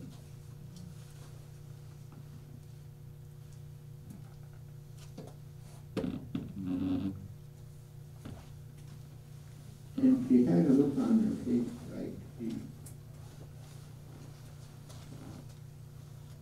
like she wished she could say something. But that's all she did. And I wondered why she did that. My sister was there witnessing it. She kept breathing in up and down the length of my forearm on the inside.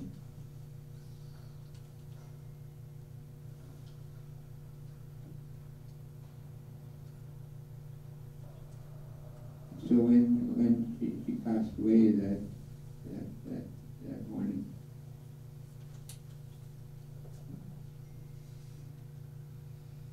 and so that was my last visit with her. And I thought, as some people suggested to me, maybe she was breathing in a little bit of your essence to stay a little longer on this earth. And so I thought that must be it. But it seemed such a strange thing to do. And I always wondered about it.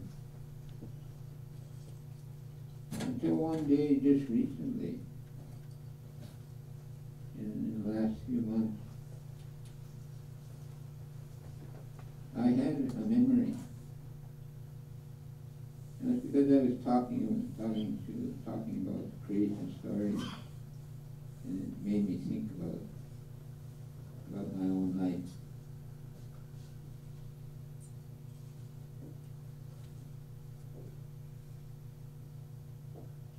And it made me think about that part of the creation story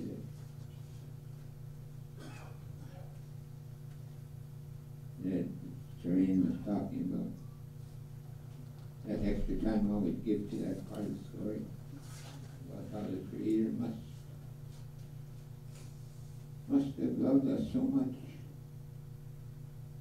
that He desired to create us with such beauty, as beautiful as the Creator could imagine.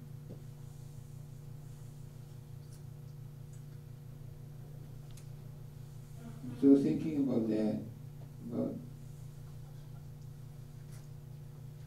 how I wish that our young people, our children, my great-grandchildren could grow up in that belief.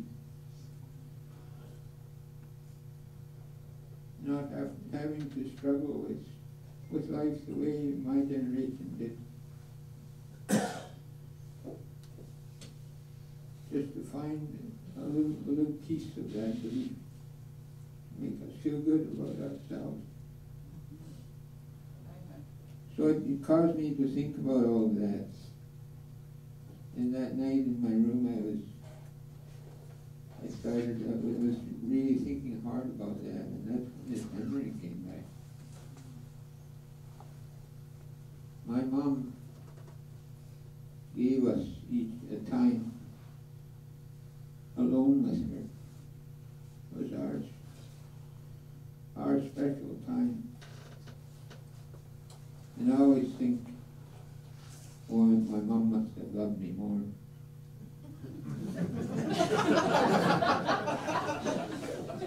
Because I never heard my brother and sister talking about her.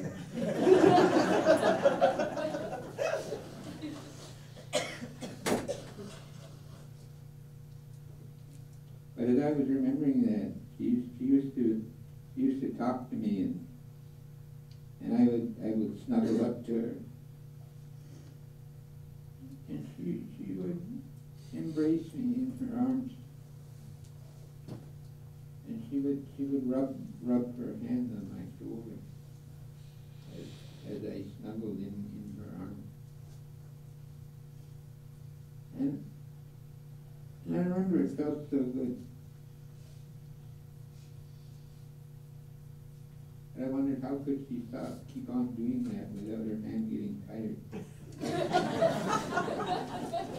At the same time, I didn't want her to stop. So this memory that came back as I was remembering that scene again was my mother talking to me in the most loving and caring way, and yet in a joyous way. And that memory that came back was that she took my arm and she put the bottom side of my arm to her mouth, and she made this sound that she made in her last day in this life. That breathing in sound. And she accented that part of it that comes through in the sound. And she said, "My little boy, I love you so much, I could just eat you all up."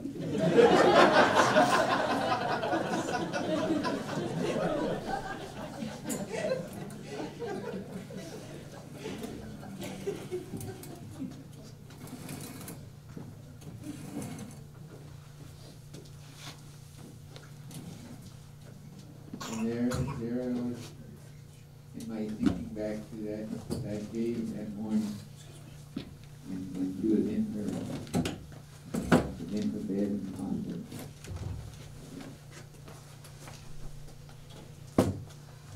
And that's what she was doing.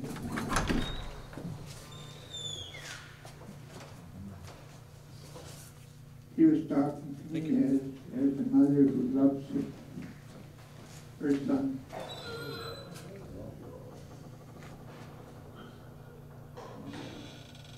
And the only way that she could, by reliving that memory.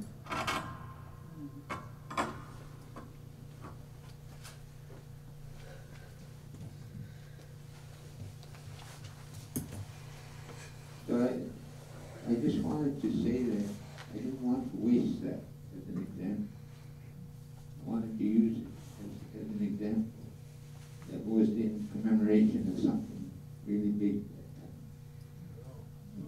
And that's the way I feel about this. I'm not going to say to you all that I love you so much I could eat you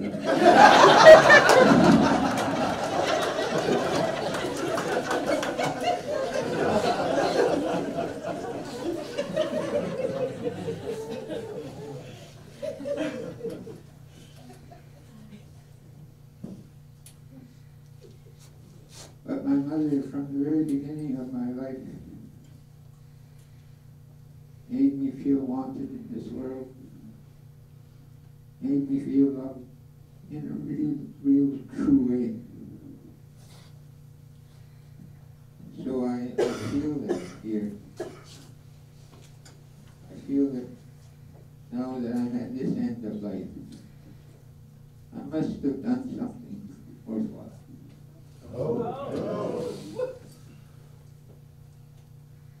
That you would make me feel that way. So from the beginning of life, the early years of my life, to the later years of my life, I can still feel the love. The way my mother loved me is the way I am still loved today. So be grateful for this honor.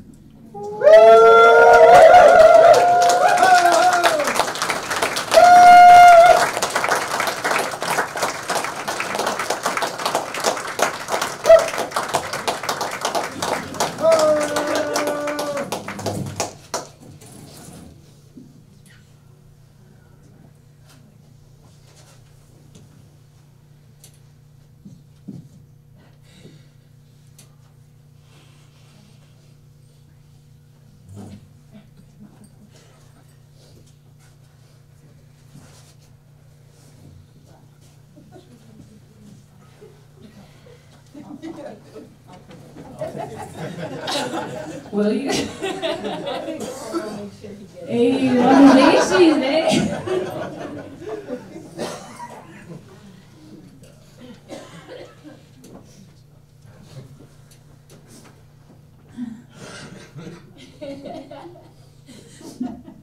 Oh man, gazillion, that's how I feel to each and every one of you.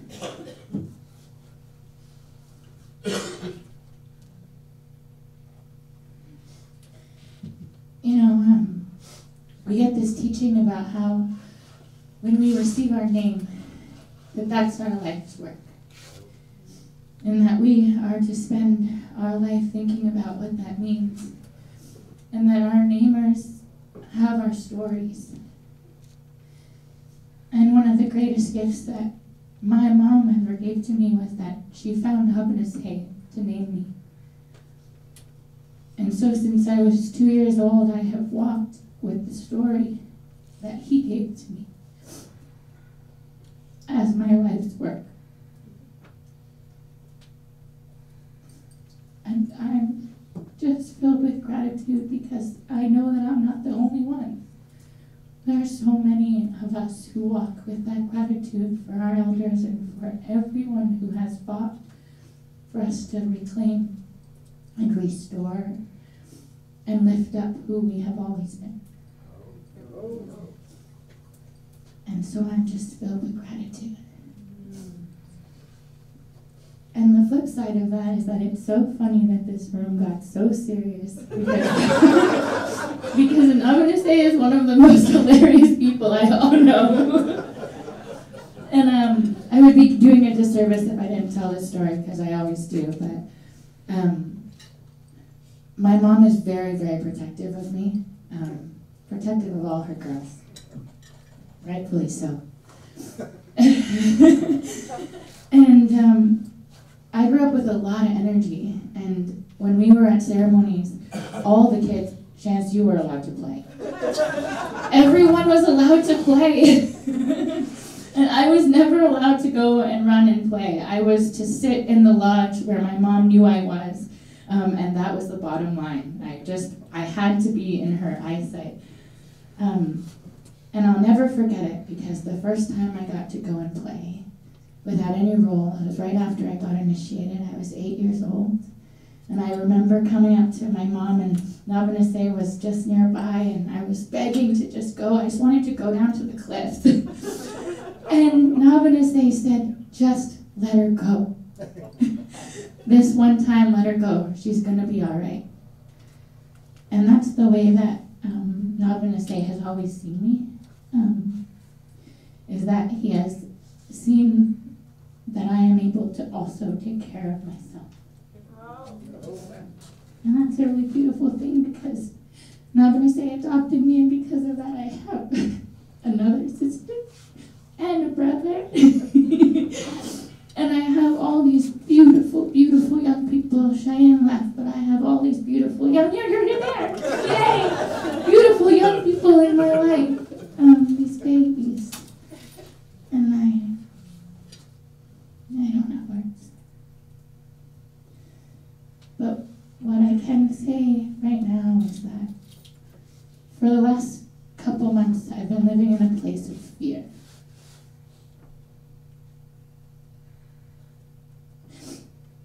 Because as our elders just barely become elders, like Hubnasay, and just barely elders, youngsters really, I was starting to feel so afraid of what we would have. Where would we be? How could we possibly hold on to all these things? And in this space, in this room, I don't have to be afraid. Because I am sure that each and every one of us has heard the call to lift up everything that has been laid down in front of us on our path. And we are not going to waste our time. We're not going to waste any more time feeling afraid of what we don't have. Instead, let's spend every moment making sure that we carry all the things that we've been given, and that we don't waste any more time just listening. We can't just listen anymore. That we stand up and we remember and we enact our teachings and we put them into practice and we tell them to those around us who may have forgotten. Because that's what my elders have done for me every single time I've gone to them with the same law. And I want to be just like them when I grow up. I'm going to start rambling now unless you jump in, so. I'm pretty good at rambling too. And I only have a tank top and I can't take my jacket off. Okay. It's pretty hot in here. And I was standing in the back just watching everything when I could, and just the energy in here has been really beautiful. And so, what we shared in the medicine that we created here, Edna was saying it's possible in these spaces, and we just proved it, And that's our Anishinaabe intelligence at work, right? That's us holding space for our relatives and being able to look back, but also look forward in this moment we have. And there was a question and a call to answer that was made is, what, and I often think back to my late mother, what she would say, what are you going to do about it? What are you going to do, right? And so we have this desire and this vision, and it's actually your mom that talks about vision, and when we start to go towards that vision, it starts to happen. When we see this space, and it was already created once, and it can be done again. It's possible.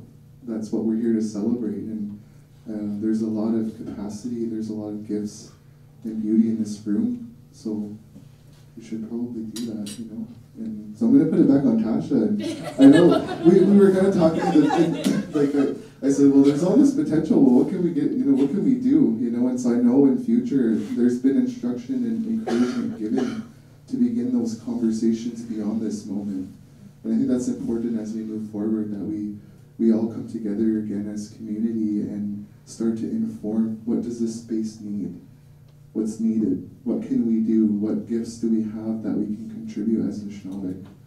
Because we can't wait for the government. We can't wait for, all these things to happen in order to have the right conditions for our own education.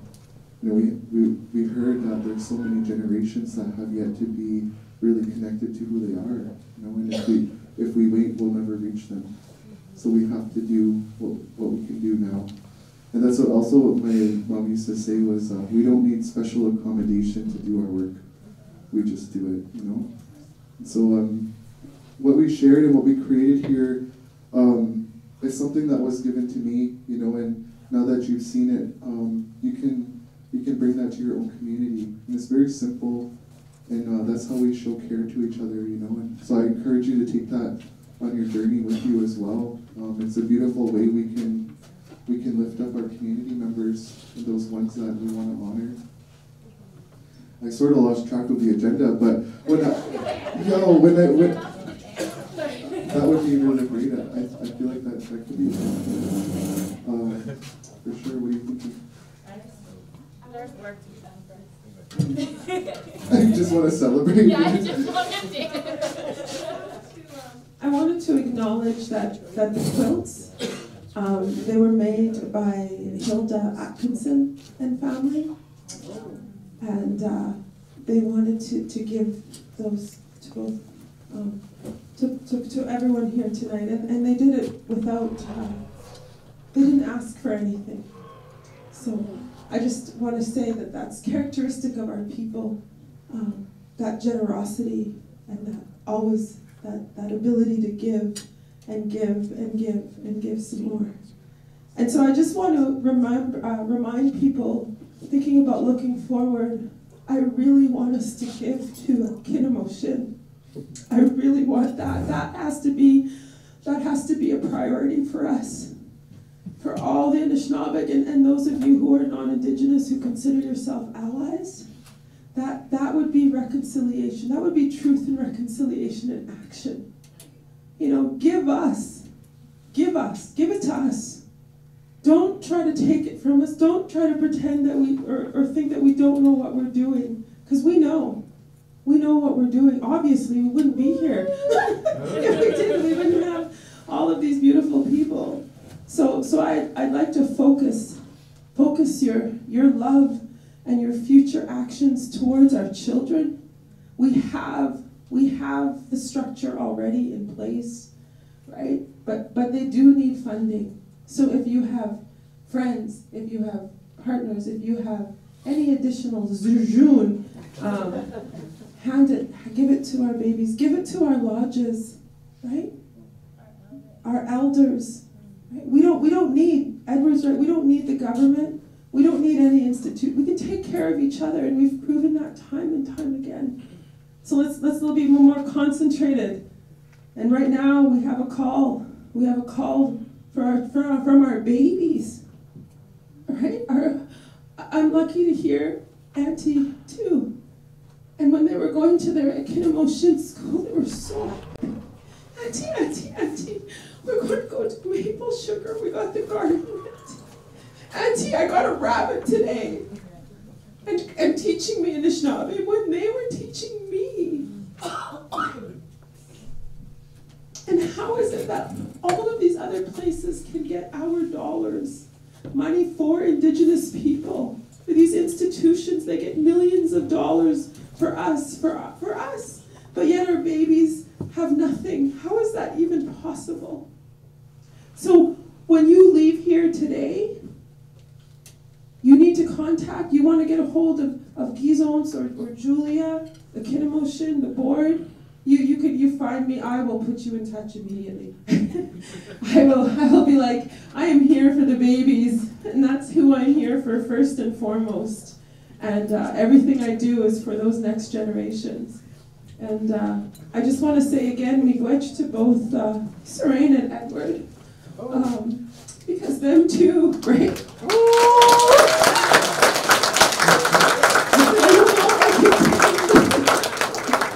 I actually told you not to pay me.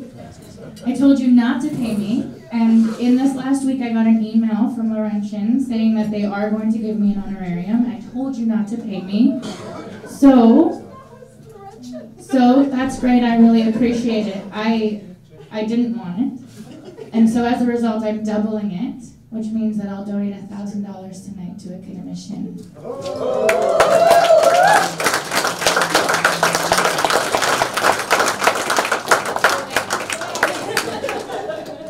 Before you go and sit down over there, Tasha, you know, these last couple of years, I've been so lucky to meet you.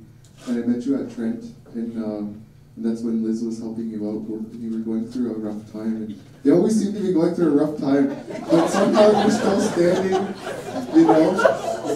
But no, you're a very resilient human being, and you do so much work. You're like a workhorse, you know, and you do it with a smile. And so I just wanted to acknowledge you, Tasha, because without your efforts today and all the times in the past, you were able to bring everybody together in a good way. So I just want to lift you up and say miigwech for that.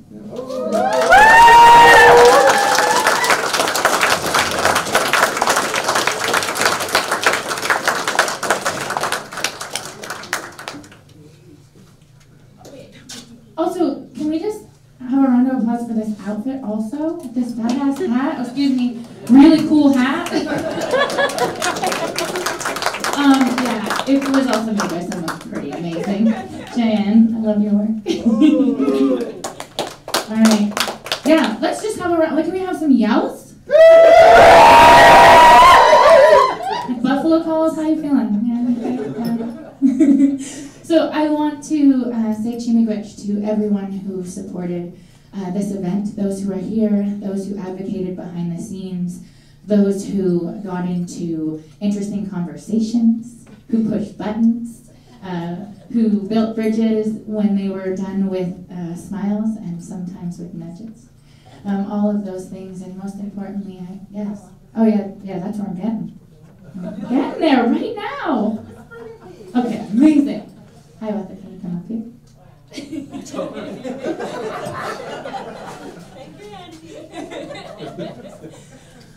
Man, so Mijum is such a huge part of how we come together, how we celebrate, how we connect and share with each other. And I can feel that goodness in what you brought here tonight, what you had your helpers bring. And so I want to say Chimigwech. And I want to also hand over the mic if you want to say anything. No, you don't want to advocate. I hear you go to a restaurant opening though. You don't want to like, do I have mascara all over my face? Yeah. Thank you. When does the restaurant open? As soon as hockey's done. Also, best answer ever. That's the most Nietzsche answer. As soon as hockey is done and I'm not busy, I will open my restaurant. Yeah, way to do it like that.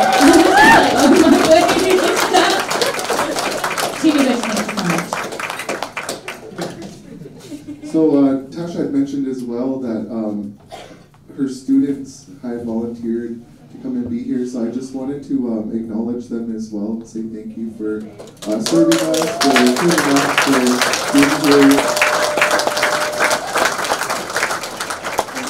And that's it. No. And are you taking donations here? Oh, yeah. Yeah? Okay, so from now on, my donation side, the person who makes the highest donation as they leave will receive a free pair of Manitoba mucklucks. So I hope that encourages you to give. And I will connect with you, and you can help distribute that however it works out. So, Chimigwich, do we have a final, we have more. A final prayer, a final song. Everyone's probably tired of hearing my voice. Okay, good. I can come to you.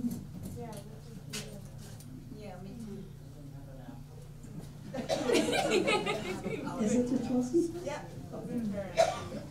That's it. Let's all go home.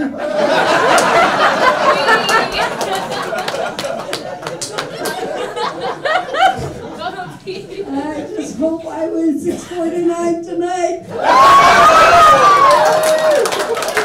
I'll start a university.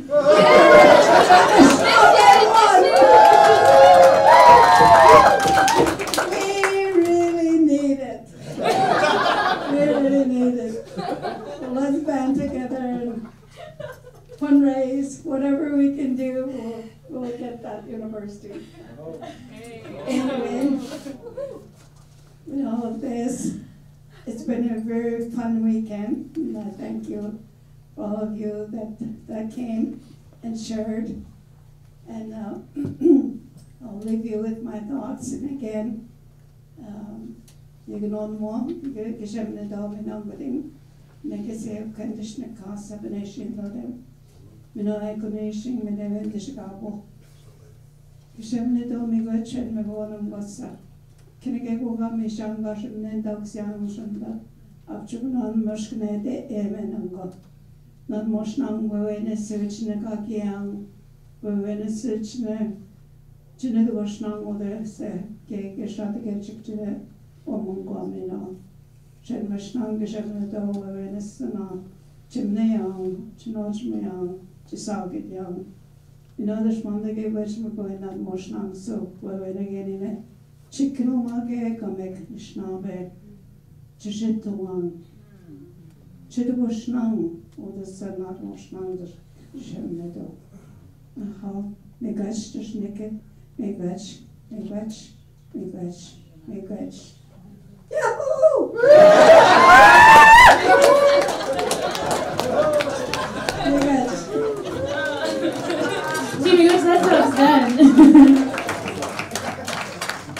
Okay, gonna have a traveling song. Alright.